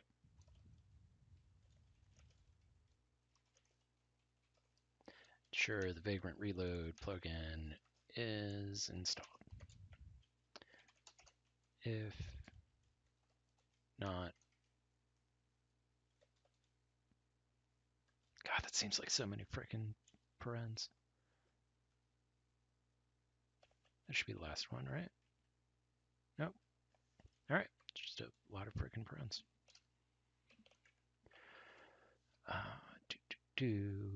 We want vagrant reload.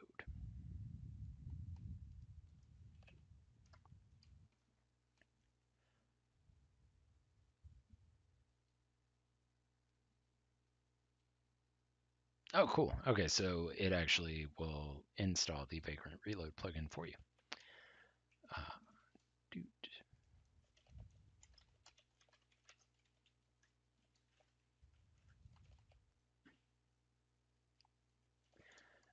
So then we'll just run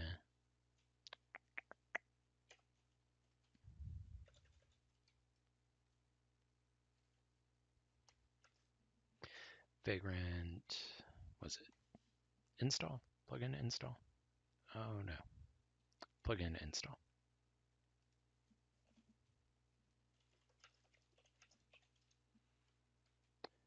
Vagrant reload.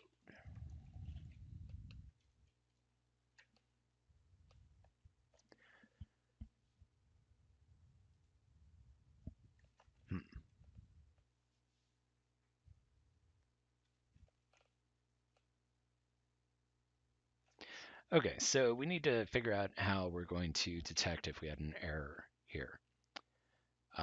So I can, let's see. Oh, I can do I don't know if a try catch will work. Because the plugin may just like throw out some outputs like standard out and not necessarily like trigger, an exception. Really, I mean, I could just rerun all of this after we do our install and see if that's back. Let's see. How do we want to do this? Okay, so let's run Vagrant plugin install, but with like a dumb plugin that doesn't work, and see what happens. God, I hope there's not a reload too. Okay, great.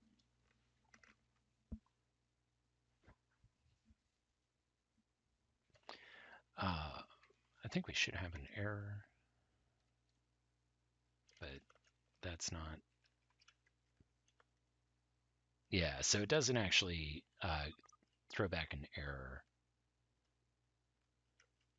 What else can we do?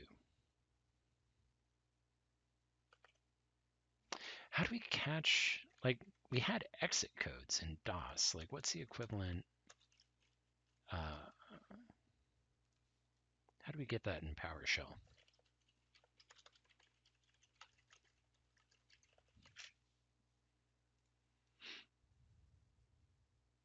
Oh, really?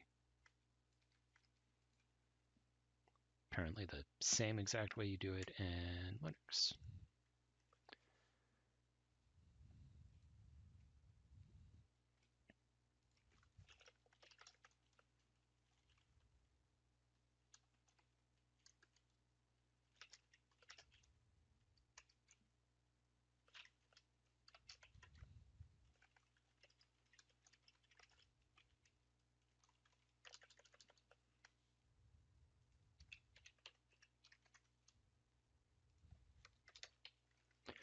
There we go.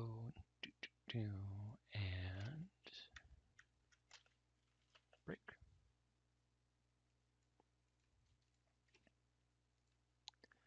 All right, I think that concludes our pre-flight checks.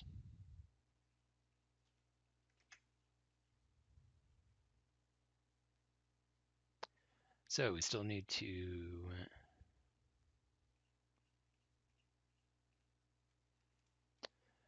do the Packer build,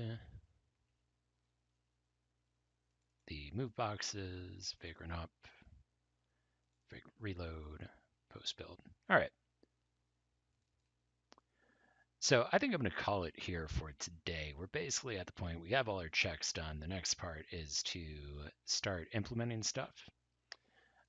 And we will do that. Oh, actually, before we stop, let's go ahead and save. Let's go back here, and we're going to git add, build PS1. So one of the cool things about git bash is tab completion in gitworks. So when we do like git add, like it knows what files have changed. So we'll do commit initial commit Windows build script. Huh. So we don't have actually a username set here because this is a new user. So let's do git config user email.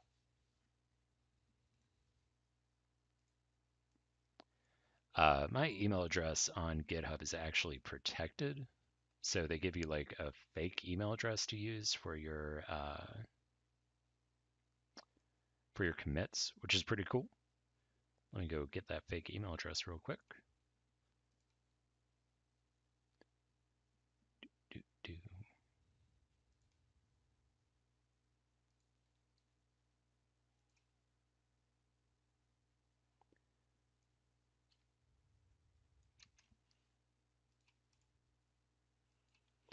All right.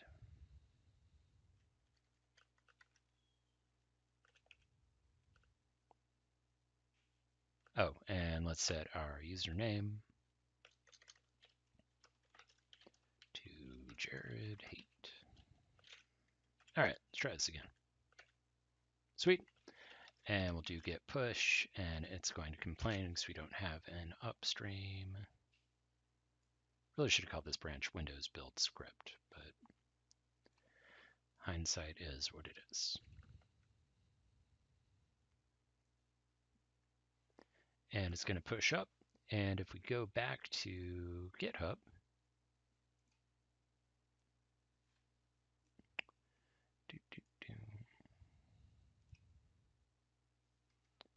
my repositories, we have Detection Lab, and we have our Windows build branch.